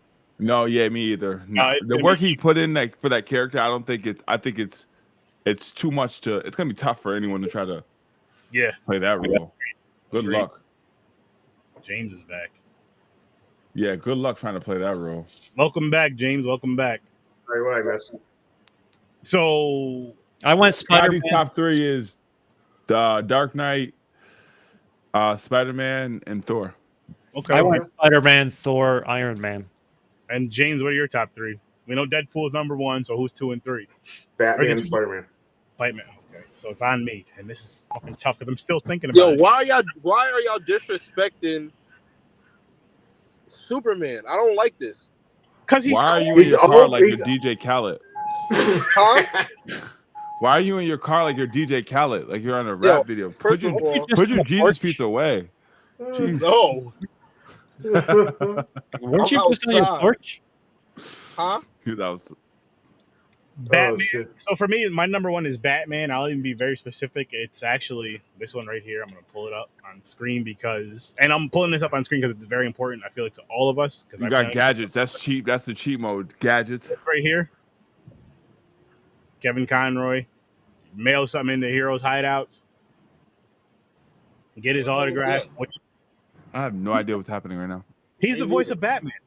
The animated series. The animated series of Batman. That's him. Why did you just say that? Why did I? Because that is my favorite Batman. You know what? I'm changing my number 3 from Iron Man to Wolverine. Oh, I'm changing mine too. I'm changing mine from Iron No, Man you cannot do that. You have a 1A and 1B, and I can't change. We can't change. No, you cannot. You solidified yours. I've written mine. Nah, it's definitely Wolverine over Thor every time. Ooh, every time. You're right. Though. Oh, I'll definitely. You're 100% right though. Every time. I feel like I'm taking one. Okay, who's the worst superhero? Who's the worst Green Lantern. superhero? The worst superhero is Ant-Man. Sit down. No, it's Aquaman.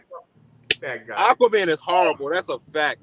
Yeah, but Jason Momoa is a bod. You guys are bugging out. Holy smoke! I hate that character. I hate him. He's a bad. He's outside. He's on land. He's shit. He doesn't have to be a good actor. We don't care about him acting.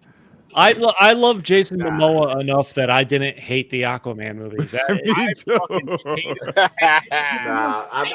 The movie wasn't bad, but as a superhero, you trash. Oh yeah, as a superhero, I'm talking about the cartoons. Him riding a fucking we're all agreeing, James. We're with you on that. We're with you on that. Yeah, Aquaman sucks ass, man. He sucks. No, I agree with you. I mean, the Wonder Twins are fucking better than Aquaman. Yeah, but Green Lantern's whack too. Wait a minute, you don't like Green Lantern? No, you just get a ring. I got a ring on my wife. They can give me no powers. They gave me more stress. The power of the lantern. I'm glad you haven't watched this show. I would make that joke. He's like, the ring is a curse. James has that ring pop on his cock, so I mean, bro, Green Lantern. I'm not saying Green Lantern's the worst, but it sucks. Yeah, okay. You know, another hero I do like is and I wish they had a movie for him is Martian Manhunter. I think that might be my number 3. He had the very brief scene at the end of Snyder's cut, and I think I that didn't even watch those movies. But Yeah, he's like the one of the main from him, government people. I like him from like the animated series more so, and then the CW show that came on, Supergirl. Hey, there's a Green Lantern TV show that hasn't been cut yet. That's coming to HBO, I think. I watched that animated show. The Flash. I'm gonna be honest with you guys. I'm not a Flash guy, but the Flash and CW is a really good show. Yeah, it is. I agree. Yo, that used to be my favorite when I was a kid. The Flash. It's a legit good show. Flash is a great show. I enjoyed the whole Arrowverse for the most part. I feel like Flash and Arrow were the best 2, followed by Supergirl. Flash is the top. Yeah, Flash is by far the top. Barry Allen and Flash. I didn't love Arrow. I thought they were trying to go too dark with him. That's what I loved. That's what I loved about it. Yeah, but he reminded me of Hawkeye, and I was like, nah, I'm good on this. It's funny you say that because it's funny how Marvel and DC kind of do very similar characters, and you can point them out like you just did, and I enjoy them both. I really do. I really enjoy them both. So DC was winning for a long time. I'm gonna be honest. The Christopher Nolan's Dark Knight was kicking Marvel's ass. There's no way, because they're coming around. The Dark Knight series is coming around the same as the first Avengers, and this first Avengers was like kitty and all bright colors and all that stuff. And then once they got rid of Christopher Nolan's, Marvel just came through and whooped their ass. But destroyed them. The Christopher Nolan Dark Knight series overall is one of, not even superhero genre, is one of the best trilogies ever. You know, it's unbelievable. Nolan and Bale have said they both do another movie if the other one was on board. Come on, bro. Wow. Come on. That has to happen. Make it happen. Keanu Reeves has also said he'd love to play an older Batman. Come on. But that's what I'm saying. You know who should play? They should do Batman Beyond. It's gotta happen at some point, man. A Batman. But I'm see, no, I don't want Keanu. If it's Batman Beyond, I don't want Keanu Reeves. I want Michael Keaton playing that role. Michael who? Michael Keaton. Oh, one of the best Batmans ever. Because then what you do with that, you get Michael Keaton because that pays homage. That brings us and older people to go see that movie, and then maybe you bring somebody. Maybe you bring somebody that's not really, really popular, but someone that the young kids know, but that can kind of pull off that. Yeah, but Batman Beyond is not that style of Batman, though. What do you mean? It's not our style. Michael Keaton is the Tim Burton Batman. Yes. Batman Beyond is more like the animated Batman style. But it is the animated, right? Yeah, no, it is animated. I'm talking about how the style of that Batman is. Oh, okay. No, that's true, James. But if you're doing a live action movie, who better than Michael Keaton? I guess. Who better than Michael Keaton? He's already coming back for a movie. So. Because you know where we're not going to see him, Batgirl. As we shouldn't. We should have never seen it. Just release it. You'll make money off it. You know where else? Created and made. What the fuck? You know where else we might not see him is the Flash movie because Ezra Miller is a piece of garbage. Oh my gosh, how is that even not canceled already?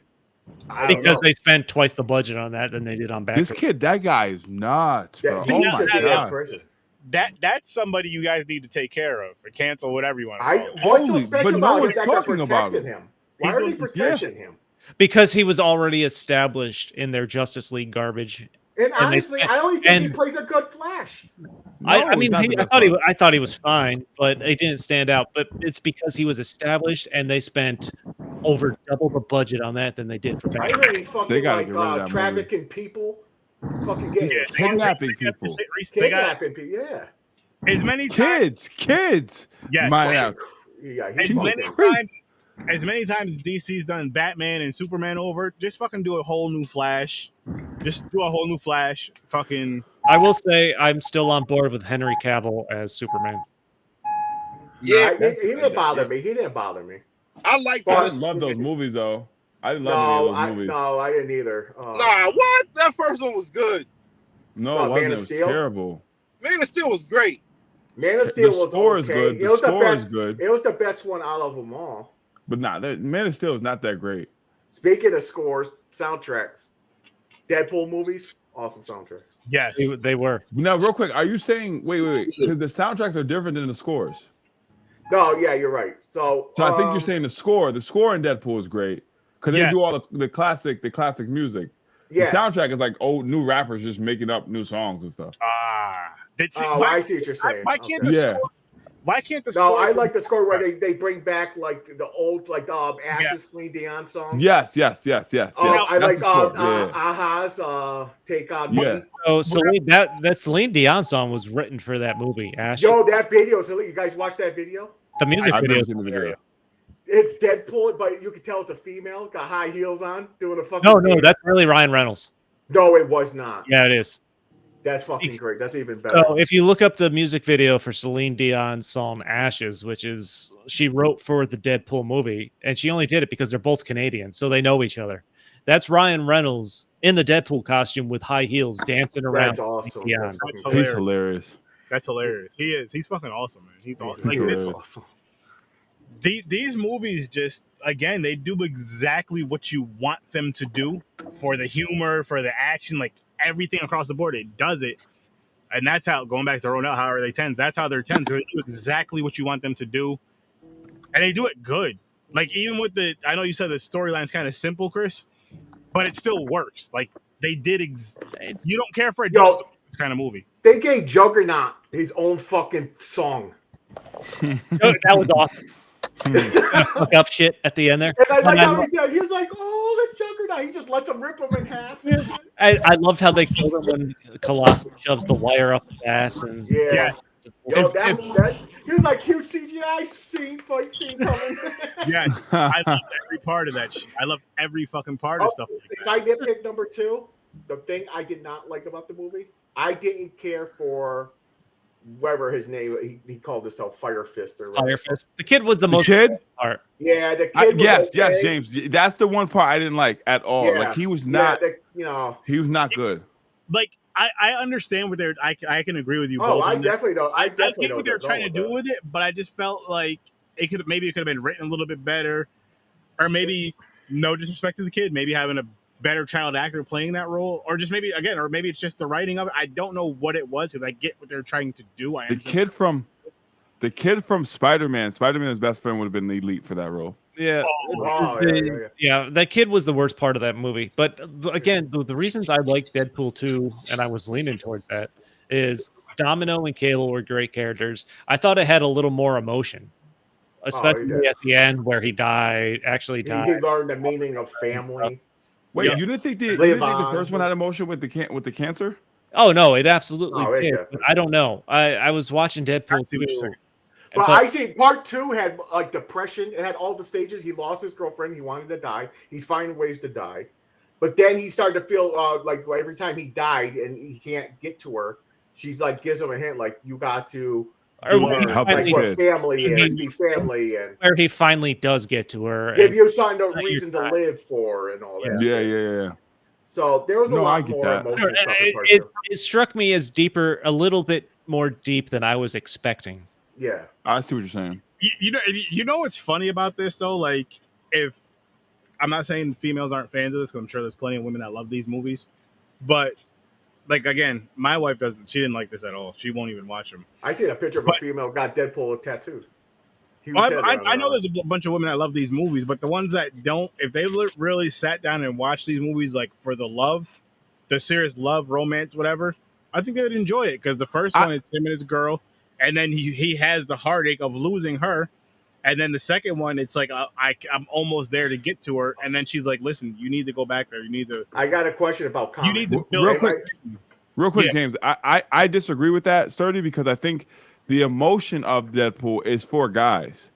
It's for guys to let you know that you can be vulnerable. Yeah. You can care about one girl. I think it's more about one girl. So I don't know if women will connect to that because I think it's showing you like this guy who can't die, who can do pretty much everything. He's super badass. Even he has feelings. So I think it's more catered to us. That is interesting. I think it's kind of a bait and switch type thing. He lures you in with all the comedy and shit like that, like guys. Yeah. And then you see the deeper scenes where the emotions actually come through. So it's basically putting the medicine in the candy for us guys. Like, okay, like it's like your wife wants you to watch. It's like, okay, you guys need to watch The Notebook. Oh my god, we reviewed that actually. That movie is women. Listen, you are crazy. That dude's a creeper. He is a creep. He's a stalker. He's a creep. Yo, all right, Scotty, I'm gonna ask you this right now. I'm light skinned. Remember, I'm light skinned. You know, I'm sensitive and emotional. I'm light skinned, baby. But, You know it. so when they're on the Ferris wheel, the queen that you're with right now, if you hang down on the Ferris wheel in front of her while she's on a date, asking her out, is she gonna go on a date with you? She's gonna kick you out and call the police. Yeah, He's I'll let go if you don't say yes. Yeah, he kinda. I agree with you. I agree with you. That's forceful. Yeah, That's he is stalking the shit out of her. Different time. There was no Me Too. There was no Me Too. Right, so I agree right, with what he's doing. It's like the movies that women find so romantic. Like watching it as a guy, you're like, this is just some dirty ass, stalker ass. We would be. Well, you got to think about it. You got to think about it from the extreme, though, right? Like, if you think about the baby boomer generation, they were the super stoic. They didn't show no emotion, so they had to go all the way to extreme to enter. Like, eventually, the pendulum swings, and you got to get a balance. So, again, the movie. I understand the movie. Everybody had to watch it with a girl or whatever, but it's like you got to go to extreme. Like, guys actually do that. No, they don't. And then men had to get in the writing room. Like, wait, this is how we're vulnerable, and then we get to Deadpool. Yeah. Shit. You want to get us vulnerable? Put on Deadpool. Put on Endgame. Stuff like that. Hold on, real quick. Did anybody cry at Endgame, or is it just me? I got a little. Well, listen. They say I'm heartless. They say I'm heartless. I don't cry, Yes. but James I know it's sad. I know it's sad, but I can't. I don't cry. I don't even get that choked up feeling. Oh my gosh, James! With I know it's sad. I should be like. I go, wow, this scene is sad, but I don't get that. What was the Disney movie we watched? That was about the music and the kid dies and Soul. That I was tearing up. I was tearing up for that. No, it was Loco. It was Encanto or something like that. No, it wasn't. No, it wasn't. No, and Soul is about the music and he dies. He wants to play in the jazz band. No, it was the Latino. Coco. There you go. Coco. Yeah, that's it. I was tearing up on that. No, that was sad. My wife, James, bro. No, we spent 10 years of our life following Tony Stark, and you didn't cry when he left us? Okay, I perfect. definitely did. That is the point right there. I didn't start crying. I just felt like I was like getting choked up. I cried in the theaters. Okay. I'm getting choked up, so I just stopped talking for a minute to kind of let that. I was like, all right. How many people died at Armageddon? How many people cried at Armageddon? I was too young. I was too young to understand. Okay, I didn't, and a lot of people cried, and I was like, What about when Mufasa died? Oh yeah, it's over. It's over. And I have a daddy. It's over for me. It's over. Nope. No, it was over for me. I was probably too young to care, even though I wasn't young. It's just it was sad. I said this is the first thing I did. I go, why does Disney keep killing all these parents? That's what because it had to cater to kids like me who didn't have a dad. I had to understand it. Well, okay, there's an ongoing joke. I have a father, but he was a dick in the past, and he was like never around. So I joke. I always say to Aaron, I was like, Aaron will say like a joke against my dad. I'm like, wait, you see my dad? Where is he? Yep. Here's the funny thing. Here's the funny thing about it, though, is like, it is no disrespect to you two, Chris and James, but out of all of us, the black guy has the best relationship with their father as far as just closeness back and front. No, I got no respect for you. You had it good for yourself. You got you yeah, silver you had spoon. A dad. Fuck I you, got no respect for you. You silver spoon kid. You grew up in a house. You grew up in a house. Well, they weren't together. They weren't together. My parents weren't together when I was growing up. Oh shit! And they're still. Okay, I got a comic book question. Who read Deadpool comics? I didn't read any comics. No. Oh, see, I didn't either. So this is okay. This is what I don't know if Vanessa is legit in the comics because Deadpool. I know the only one that stood out that he fell actually in love with is Death. I don't know. Death is a female character in the comic books, I think. Yep. Yeah, I know. Where this is why Thanos hates Deadpool. He fought Thanos in the comics. I know that. Because Thanos is in love with Death. Yes. Holy shit. Sheesh. And Deadpool you got to be different. And the thing is, the rumor is not. You know how he got his mutation in the comics. I think one of the versions is Thanos is what made him immortal, just so he can't die to be with Death. I like that. I like that they brought Dupinder back and he was bloodthirsty. Yeah, he's a great character. He's a I great like side character. I like that he was working in the bar. He's I a like really that. good I character. like that either Deadpool or called him a Brown Panther at What one. he said, Brown he Panther. wanted to be with his Kirsten Dunst. Yep. He was a great side character. I hope he's in part 3. He was just that one kind of just that funny. He was like the typical kind of cab driver for like the American move, like what was it? Rush Hour? Yep. Rush Hour 2 or 3. It was one of those fucking buddy cop movies where they had the French or was it Bad Boys? They had the French. That's Rush Hour. That's Rush Hour. Rush Hour? It was Jeremy Piven. No, he was the dresser. He was the guy who got dressed. I don't like Jeremy Piven. He's hilarious. Two quotes that I really loved in this when they're in their cell there and the kid is trying to get the shank out of his ass. Oh, and the prison wallet. Yeah, the prison wallet. And Ryan Reynolds is like, "Do they make Purell for your ears?" That cracked me up. He's like, "I can hear everything going on." He said, "Let me die with cancer in peace." And then when he's shirt cocking it with the baby legs. Shirt cocking. I'm trying to use that phrase as much as I can now because I forgot about it. And that was awesome. But again, when they have TJ Miller just ripping off lines to describe something, and he knows it's like he was giving birth anally, but they gave up halfway through. Yeah. That's hilarious. The lady too. She had me laughing so much because she was basically like, what the fuck am I here for? Like, I wish she was like, I wish my hearing was gone too. Yeah. Oh my! It was That's just. so but she asked for it. She was like, "I don't know what's going on," and he was like, "You don't want to know." Yeah, you don't. But again, they didn't go too over the top with it. I think that's the issue with some movies is where they try to be too funny or too on the edge, and they do too much. Where it's like, okay, now you're kind of like we know what Deadpool was doing, and you kind of see it. But now the movie's like really, really, really showing it. Like it's real 100% more blatant than Deadpool is. And you're just What about when he's trying to kill himself at the beginning and he jumps into the polar bear pit with the kids there and then the blood splatters on the girl's face? That's so crazy. Even the fucking where he sit on the can and he was like where it starts, or he's like, "Oh, so it's like just like the first one." He's like, "How did we get here?" Yep. Where he flicks the cigarette and he just blows himself to a million pieces, and Colossus is dragging his body parts in the bag to the fucking skull. Yo, the part where he's like, I'm gonna die in this one too, like you did, Logan, or some shit. Yeah, he's like trying to one up me. Oh, that was hilarious. Yo, so many fucking. That was hilarious. Wolverine references, man. I remember if it was the first one or the second one where he had the little Wolverine toy with the stake going through its chest. That was the beginning of the first one or the second. That was the first. Yeah. Him and Hugh Jackman are both. Is Hugh Jackman Canadian or Australian? He's Australian.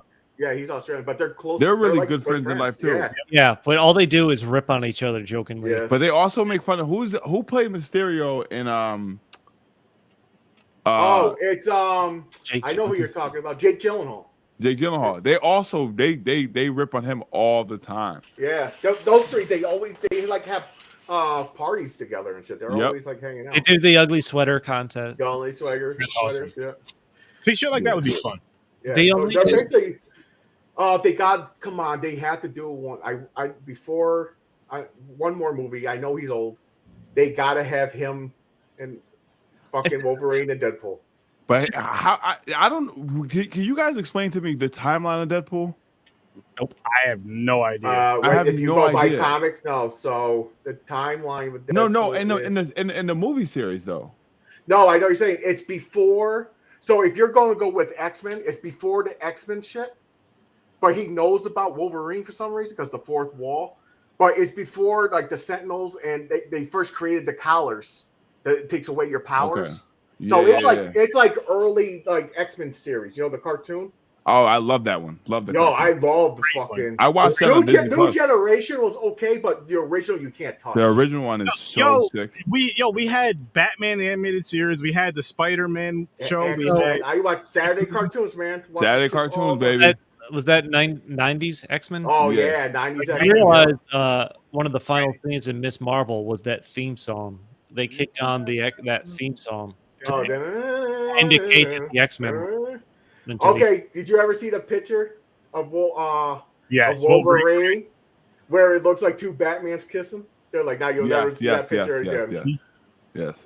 I will say the only other I didn't have a lot of trivia on this because I didn't want to read through like 200 entries. Yeah, there's too much. But I did read, and I don't know. I hope this is true, but apparently Josh Brolin initially signed on for a 4-film deal to play Cable. So I don't know. Nice. I wonder if they're going to give him a origin story. I don't think it'll be an origin story, but I don't know. You think he's just going to keep going to Deadpool? If you make more Deadpool movies, because he is technically stuck there, even though they fixed the time thing. By the way, the end credits, I told Aaron, I was like, you got to watch the fucking Marvel movies. Period. You got to watch after the credits because when he goes back in time, he kills himself. Baby, signing the deal for Green Lantern. With him going to strangle Baby Hitler. Well, that's a cut. That's an extra. That's for the extra scenes. Oh, was it? Yeah, like if you watch the regular one, like it's on TV, they stop at where he goes to he kills his Deadpool version. Oh, what about the Green Lantern? That was hilarious. Oh, was that first or after? That was after. No, that was that. They showed that where he killed himself. Right. They don't show the part of the end scene where he shows up in the nursery with Baby Hitler. Not this one. That's the extra. Oh, okay. And he's struggling. And he's like, "All right, maximum effort." And then the camera cuts out when he's going. Like, the camera cuts out. It's like but he says it in that. He goes, "Oh, don't mind me. I've cleaned up the timeline." Yep. So I think that's how they're going to introduce the X-Men. See, listen, the one theory I heard, and is still my favorite, back before, I don't know if this was a theory that came out before Marvel bought Fox or however it planned out, or maybe it was just after. There's the scene in Endgame where they go to pick up Fat Thor, and they're playing video games, and I know you're talking about. Character is talking about some character making fun of him on the headset or something like that, New Master, and they're like, what if that's Deadpool on the other end of the video game headset? That would be fucking hysterical. That'd be awesome. That's one of the best fan theories I've heard. I've heard that. Technically, Deadpool already brought in X-Men because he's got Colossus and he's in the fucking school. So what do they mean? Like bringing it into the timeline with with Spider-Man and everything? Probably bring it to that timeline, the Marvel timeline more so. Yeah, if you can't bring in Deadpool into the Marvel timeline without. If they're not going to do the Wolverine, they have to have him with Spider-Man. Yes. That's the big thing they want to do. I think he's gonna show. You ever watch the animated show with him and Spider-Man? No, I love it. I think they made Tom Holland so clean cut. Oh yeah, that's true. That character. That's why it would work though, because in the cartoon, Spider-Man's real clean cut, and Deadpool. Well, for the cartoon, Peter Parker in the cartoon, he wasn't that clean cut. No, he wasn't as clean as Tom is. No, Tom is like super. But Deadpool wasn't as crazy as Deadpool is in this movie either. So it kind of worked. They're basically like damn near polar opposites. Like Deadpool's like, I'm gonna get the job done like this. I'm gonna kill. I don't give a fuck. And Spider-Man's like, no, let's. I think we're talking. If you put it, go ahead. My bad, Chris. No, sorry. I think we're talking. If you're gonna mix in with Spider-Man, bonus credit scenes. Yeah. Where you can have him there for just a minute or two, where it's not X or R-rated jokes. I can see that. Any Deadpool that's not rated R is not going to be. It's not going to be. No, but I mean, there's still the jokes. But if you're anything with Deadpool as a main focus is going to be R-rated. That's the only way. That is true. If they put like Deadpool in a movie, like say both characters like Spider-Man and Deadpool together, the movie is Spider-Man and Deadpool, they would have to make it rated R. That means they'll have to make Spider-Man rated R. I don't think they will do that. They won't do it. Yeah. No. The fan base and the fan base of Spider-Man is too crazy. Unless they put him in. Yeah, that's true. Yeah. But what if they put Spider-Man in a Deadpool movie? You're still going to tarnish the Spider-Man. Yeah, you're still tarnished because of the rated R stuff. There's going to be heads chopped off. Like someone suggested using Deadpool to introduce him into the MCU is basically the new Stan Lee type cameo for a little while, where he shows up randomly. Oh, he just sitting there. He's cool. like in there. Honestly, if they were gonna do any character to do the whole for the legend Stan Lee, Deadpool would probably be the perfect one. It would. I think because I think you can get away with that a couple times where without an R-rated joke, just to get him integrated into it. Just have him sitting there in the background. He doesn't even, I mean, he can say things, but he doesn't really have to say much. Just have him randomly somewhere in the background. Yeah, if you could see him in the background or A something. lot of innuendos would be great too. Yeah. Yeah. I don't know. Like I said, I'm beside myself with excitement to see how they just. Oh, one thing I'm going against the DC people. Fuck you and Deathstroke. He's not Deathstroke. Yeah, they copied Deathstroke. Nah. Deadpool. Not even close. No, exactly. Not even close. Deadpool is fucking awesome, though, man. I'm so happy I watched this movie today, these two movies today, and watch them for the first time. I love them it's so one much. of those things where I go back and forth because it's like I wish now looking back when these movies came out, I went and seen them in theaters, but then for like content for the podcast, like I'm glad I seen them for the first time today and then reviewed them right after, just because it's like you're getting my initial reaction. It's not from seeing it before. It's not from years ago or whatever. It's like my initial first time actually watching these films. And I had a fucking great time. Like, at the end of the day, that's what no matter what the genre is or subgenre is, that's what you want from a movie, is to be entertained. I was glued to the seat with laughter, entertained for both of these movies. Yeah, and I recommend watching them again just to pick up. First time. Definitely. You got it. I would probably watch them back to back again too, just because they go so well together. Exactly. I wouldn't start off with Endgame because that's 7 hours worth of just. I'm not gonna lie. When I've seen the first one, loved it. When part 2, you still get that feeling like they're gonna fuck it up. So I got that same feeling with part 3 coming out. I'm like, yeah, I'm with you on that, James. That's what I'm like, nervous about, man. Fuck it up, man. But they surprised me. They didn't. Part 2 was great. So I'm hoping they keep it going. I feel like they're still in good hands. Even when Kevin Feige has talked about it, he's basically said they're not. He's kind of staying out of it. Did they have a title for it yet? Is it just called Deadpool 3 or is it like X-Force or something? No official any title or anything on it yet. So the fact that it's being written. I like the initial review, but I think I got to be honest. Being invited to the show and watching it with the opportunity to take notes, I think I got more out of it because you're like zeroed in and you kind of like know what's coming, so you can focus on like, all right, I don't want to miss this part. I don't want to miss this part. So for me, like watching it, because I'm like taking notes. I'm like, oh my gosh, I missed this. I missed this. I think you can really, it's like almost like a research project, and it was like really fun to watch both of them and be like, all right. And it felt like that's why I gave them both a 10. There was no reason to nitpick. There was no reason to see different things like, oh, that's. But again, like the kid in the second one, I wasn't a fan of, but I don't think it did anything to take away from the movie. I totally agree.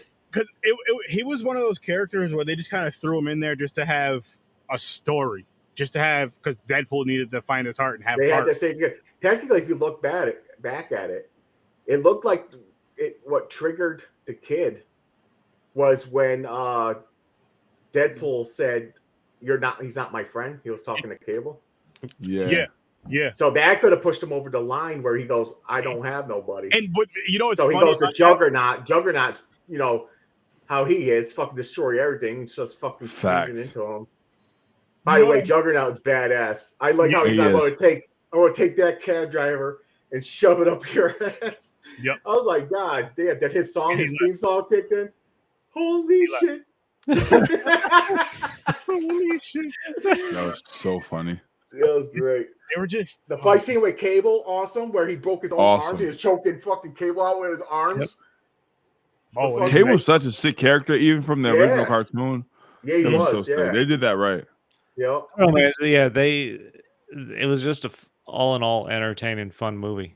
It was. No, I love them. Both of them were.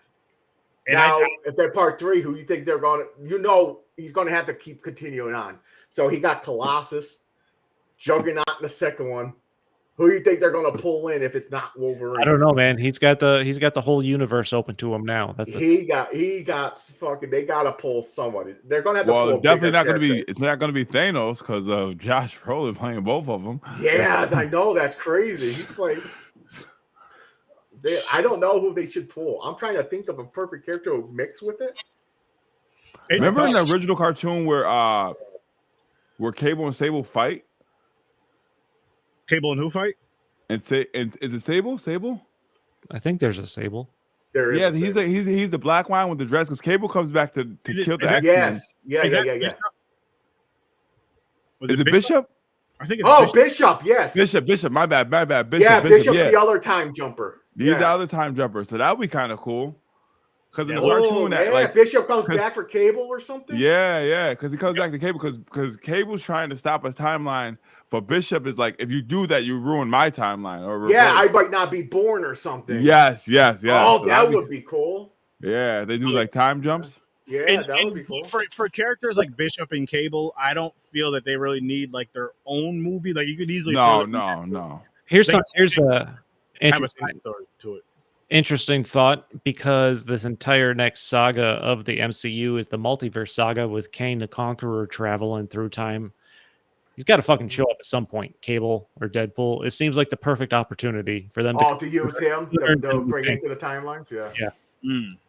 Okay, I got another question here. So I don't know if you guys caught it.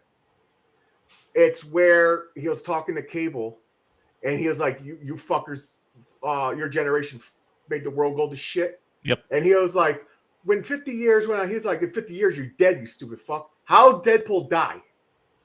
That's a good Now one. the only rumor I heard he can die, because there's only 2 Marvel characters that can survive going into the sun. They said if you throw Deadpool into the sun, he just disintegrates. There's no healing factor back. Mm. Yeah, but Silver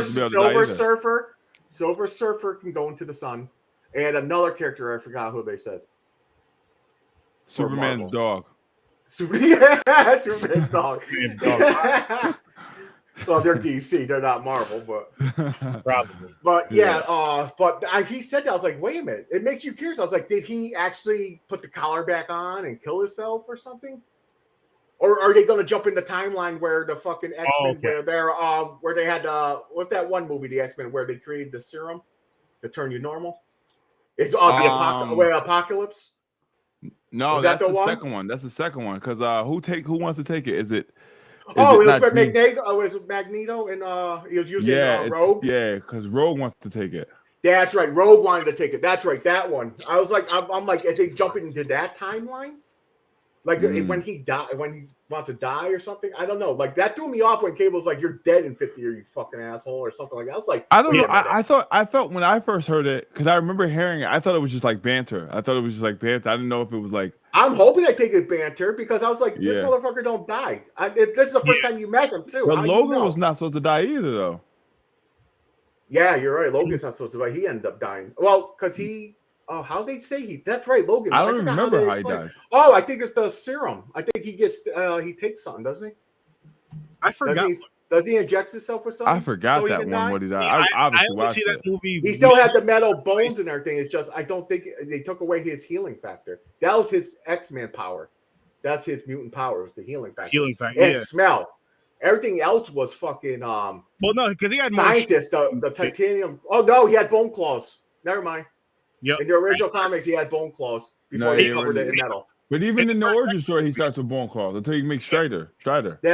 Stryker makes him with the antimonium, wherever the hell you want to call it. Yeah, antimonium or some shit. Damn, Wolverine is a badass character. Such a badass character. Fuck. And Wolverine is someone where, like, I know they did Logan as R-rated, but like just to see like a few Wolverine movies R-rated would have been awesome. Wolverine. The last one was R-rated. Wolverine should fucking claw uppercut fucking Cyclops in the face. Wait, Logan was R-rated, right? Yeah. Logan was R-rated. Yeah. But I'm saying like a trilogy of it, or even him with Deadpool would have been fucking amazing. I wish, man. I think that's everybody's dream. Ryan Reynolds wants it so bad. We do too, Ryan. We do too. No, that would have been sick, bro. That duo would have been because because for some reason they'll have to team up. But they're going to banter each other, and they're going to get fist fights and killing each other all time. They're going to be slicing each other up and shit. Oh, fucking each other up. And they both, well, I mean, Wolverine is more serious. Deadpool has the more silly attitude, but they both have like that. Exactly. That's why they're not going to get along. I'm going to do it on my own, and I don't like to be told what to do type of deal. And Deadpool's healing factor is faster than fucking Wolverine, though. Wolverine does have his witty. Wolverine is like the old school guy that like the older dude kind of thing. They get you, but it's just like here and there, but that old school type of shit. Yeah, because he said it in the origin. He's like, "What? Damn, Wade, he finally shut you up." Yeah. Yep. Yeah. So he because in the origin story, he kind of made it seem like Wade was Stryker's son. Ooh, I didn't pick up on that. It kind of made it seem like that because remember he was like. he kept buying. He's like, "Boy, stop!" Like it kind of felt like that, but it didn't. They never confirmed it or not, but yeah, it kind of made it seem like, but they didn't. I've never seen that before, but they for what comic does Deadpool have metal shit like fucking Wolverine, and he can shoot lasers out of his eyes like fucking Cyclops? Yeah, like what the fuck are you talking about, man? Yeah, that was so stupid. That was I hated it. Even though that fight scene at the end was pretty cool. It was sick. Wolverine fucking that Deadpool. That shit was badass. I'm not gonna lie. Did you ever see the video? Did you ever see the video with them like broken apart before the CGI and shit? They showed it. It was insane. It was insane. Bro, and then when his head's cutting off and it's just the lasers going everywhere. Yeah, so sick. It was awesome. Such a great. Oh my gosh, man. I fan out for like superhero stuff. It was so sick, bro. Yeah. Now the thing is, whose healing factor? So Deadpool is immortal, and his healing factor is like more extreme. But I think Wolverine heals faster. Yeah, because in the cartoons, Wolverine heals in the moment. Yeah, in the moment where Deadpool has to take a break and go, "Let me grow my fucking arm back." Yeah. I was gonna say in Deadpool's defense, he gets way more fucked. Like he gets ripped in half. And he does it on purpose though. Too, yes, Wolverine is not doing it on purpose. Not at all. Exactly, he does it on purpose, like getting blown apart. Yeah, he does it on purpose. I'm like, bro, why are you doing that? Like when you cut his hand off, like, dude, come on. Yeah, that scene was great though. It's a great I scene. loved it. Great but scene. he knew the thing is, he knew it was gonna come back, so he's like, "Fuck it, I gotta take care of it." Yeah, exactly. He knows. He's like, "I heal." He's like, "Ah, la la la la." And it's super funny because like even when he gets like dropped off, he's like, "Sorry for bleeding on your trash." Yeah, he's like, "Oh." Then he yells out. He's like, "What is it? That club soda and yeah, 100. Yeah. For garbage." He's like, "Yeah, dude, why'd you do that?" So funny. Nah, it's I so love funny. them. I love these movies. Nah, the only other movie I gave a 10, I think, was The Conjuring for horror. Just because the storyline was. I believe you gave Sinister a 10 too. I could be wrong. I don't think so. I think I gave Sinister like an 8. I'll have to look it up. But I don't give 10s out a lot. I'm really picky. I'm not. But Deadpools, I love them. Yeah. Oh hell. Ditto. They're awesome. They're fucking awesome. Nah, I definitely love Deadpool. It was. The other superhero movie I would have to off the rip go for a 10 if I'm just thinking is The Dark Knight. Ooh, that'd be close. But honestly, I think there's a slight chance it might be a high 9, maybe a 10. It's the new Spider-Man movie. What's the second one? No Way Home? I like that. I thought that was No Way Home's the last one. Far Away From Home is the second one. The last one. The newest one. No Way Home is, and I'm going 10 on that too. Yeah, I think that would be I think so too. That shit it had everything in that. Sheesh. It had emotion. You brought all those guys back. I'm like, this is sick. Yeah. That was. I was really disappointed. Like, not disappointed, but it was like, I was happy that it mimicked like Into the Spideyverse because that's exactly where they got it from. Yeah. But like, it's like this is so cool. They brought Toby and Garfield back. That was awesome. That was great. And they made Garfield get his redemption. Yes, that was perfect. Yeah. That part choked me up a little bit too. Where he cried. He actually cried because he's like, I actually saved you. Or he couldn't save fucking Gwen. No, it's Gwen. Yeah, it's not Mary Jane. Yeah. Gwen. Oh, by the way, timeline. There's fucking Spider Gwen. Mm-hmm. There's Deadpool Gwen. Gwenpool. Because I got the character. I got the pop character. Actually, my wife has it. It's in my bedroom. Gwenpool. So into the Spideyverse, the girl who's Spider-Man is Gwen. Is she from Garfield? Yes. She's the one that dies. He couldn't save her because he was fighting Dr. Octopus. But how did she get the power then? Exactly. It's like another timeline. It's a different timeline where she don't die. Because in Spideyverse, she explained, she said, my Peter Parker. I couldn't say my Peter Parker. Yeah. Exactly. That's so it's cool. That's why I'm getting with this multiverse shit. The timelines, there's just so many of them. You're like, what the fuck? What one are you from, man? I don't know if the hardcore comic people can keep up with the timelines. The multiverse. I don't know either. I get it though to an extent though, James, because like, I mean, even though I don't keep up with horror like a lot of other hardcore horror fans do, but people kind of just like whatever you're really, really interested in, and especially if you started, say, as a kid I mean, with the comic books. It's a lot. You start so now, much. you're fucked, man. There's so much. You start now, you're fucked. Yeah, it would be tough. Like for now, honestly, I would say if you could find them on audiobooks and you can either free or if you got to pay for it, that'd probably be your best way and the fastest way to catch up. Probably be the cheapest way too. Yeah, but that's like learning all the languages from Lord of the Ring. I know. Oh yeah. It's so rough, bro. It's too much. It's too much. It's too much. Like fucking Batman, even Ninja Turtles has multiple timelines. I know, bro. I'm like, God damn. And all of them are not that bad. I'm not gonna No, lie to you. they're exactly. There's a comic Ninja Turtles where they're fucking brutal. Oh yeah. Okay, so just to throw back to Ronell, if we were to do like a 1A, my 1A thing would be 1A tied. It would be Batman and Ninja Turtles. You do love Ninja Turtles. Ninja Turtles are good. I like Ninja Turtles. So good. I do. It's just again. I didn't like the newer ones. I didn't mind them. Michael Bay's? Yeah. I didn't mind them either. So funny story. I went to I think it was 2013 not Fandom Fest, FantaCon. It was up here in, I believe it was on Wolf Road, one of those hotels on Wolf Road, and one of the guys who created the Ninja Turtles, Kevin Eastman, was there. Got to meet him, which was fucking just like nice. It was awesome. It was awesome. I wish I had the book up here. It's put away somewhere. But he was doing a free autographs and shit. But he was just like, hey, can you donate to a cause? So we donate to the cause, and he drew Donatello in my book and signed it. And I think for my brother, he did Raphael and a Mouser and signed it. So it was just so like that was just like holy shit. I was a Raphael fan. Everybody they go to Michelangelo for the comedy, or people go for the Leonardo just because he was the leader. Raphael, I just liked his attitude and shit. I can't choose a favorite. I know people are saying that's bullshit. Easy way out. Everybody has a favorite, man. I really can't. If it's like your kids. It's like kids. There's a favorite. Kids. I was gonna say if I absolutely had to, it'd be Donatello. And just really, you might be. Well, no, never mind. I knew someone who loved Donatello too. Because he made the gadgets and shit. Yeah, the gadgets and the nerd shit. And I feel like just because of what we do now, as far as me being a podcaster, I feel like he'd be the one to have a podcast talking about movies or whatever. But then again, I guess you could say that with Michelangelo too. But Donatello would be the one to like have it serious, have it set up nice, neat, cool shit. But I feel like he'd be the one to kind of go down that nerd. Like he'd be the one that's watching all the Marvel movies and breaking them down to fucking. Just some crazy ways that I couldn't even think of. So if I had to choose, I'd say Donatello.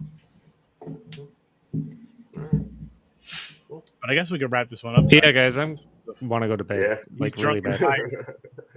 So before we get on out of here, man, I had a blast. Big shout out to Ronell for coming on here. You guys can check out Old Wells World. Oh, I didn't see my logo. Don't worry about it. Monday, Wednesday, Friday, if his black ass stays consistent at 8:30 a.m. But he's changing it. I know he said that. He did say that. We'll see what he does. You seen how he was when he came on here. I suggested, I was like, yo, why don't you get out of work because he works nights, take a nap, then get up and do your show. But he's hard-headed. He'll figure it out though. We believe in him. And then Scotty, can you tell people where to find you at? Yeah, man. Every Saturday, every Monday. Well, like I said, in September, we're changing YouTube, Facebook, Instagram. Everything is Jackie Goddess. Jackie Goddess. Everything at Jackie Goddess. Just like you see it, man. It's a pleasure and it's an honor. I'm thankful to have these opportunities. Nice. It's awesome. Now you said you're also on YouTube. Yes, sir. Yes, sir. Oh, nice. Okay, I'm gonna have to. YouTube, Facebook. Go give him a follow, guys. Go give him a follow, and we're definitely gonna want you on Popcorn and Pints again, man. Whenever you. Oh yeah, man. It was such a blast. Just hit me up when you want to come on again. Just hit me up, like, hey, I'll let you know what movies are doing and shit, and if you're free. Yeah, such a blast, bro. Man. Hop on. It was glad having you. Great with the conversations. No, yeah. I wish Ronell's punk ass would have been here for like the full episode. Again, sorry I was late, guys. Please, don't. I take your platform super serious. You have kids. No, we get it. You have kids. Yeah, no, yeah. You got. Not only that, but you said you have 3 children. I know you just had a newborn. Technically, your wife had a newborn. You were just standing there, crying, probably. Absolutely. Get out of the room with all that damn crying. Absolutely. No, but seriously though, congratulations. That's awesome, man. Thank you, appreciate it. Subscribe Man. and like that. Oh, on I'm Facebook. subscribing right back. I promise. Thank you so much. I'll subscribe right back, man. I appreciate you guys. But Z Network people, we have a lot of content creators on here, and again, I'm eventually going to make more overlays for all the other content creators on here. But check out Worst Damn Gamer, check out Dreams of Creator. Any last words?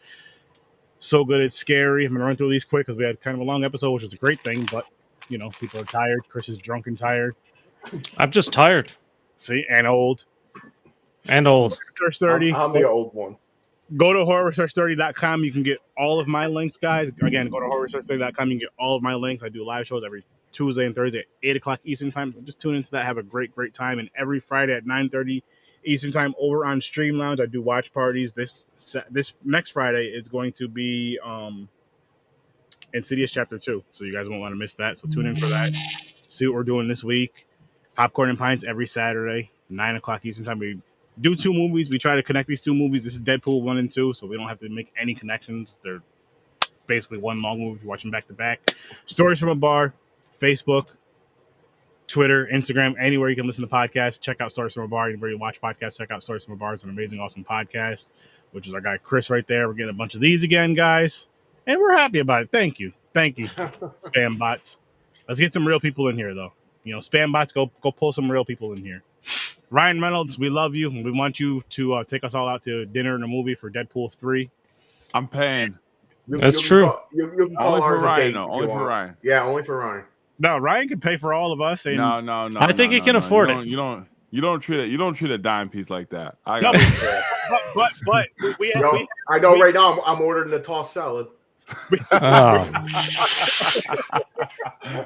was just about to say we have bait. We have like if Ryan Reynolds was like, okay, well, you know what, I'm gonna have to take at least 2 of you home. Well, the white guys are gonna say yeah. So whoa! Don't discount the light skin guys. Don't discount it. well, I guess I'll be the one going back over to my Yeah. Don't discount it. I gotta put something run for my money. Don't worry. By the end of the night, Aaron will come along. I'll be the one that tell it. Like, so where My is wife is giving me a hall pass from Ryan Reynolds. Yeah, same here. Go ahead. They make so scary. Where are the guys at? Like, their wives gave them a hall pass. So who is it? Jennifer Lopez? But no, it's Ryan Reynolds. Yeah. Yeah. Where do they do it? They're just all dressed up as Deadpool. They just have the shirt on with their dicks out. They're watching Deadpool. Shirt cocking, baby. Thank you. I forgot what it was. They're all shirt cocking and eating food. You didn't want to go? No. All right, I want to go to bed. But thank you guys for watching and listening. We're out of here. Peace. Thanks for popping by.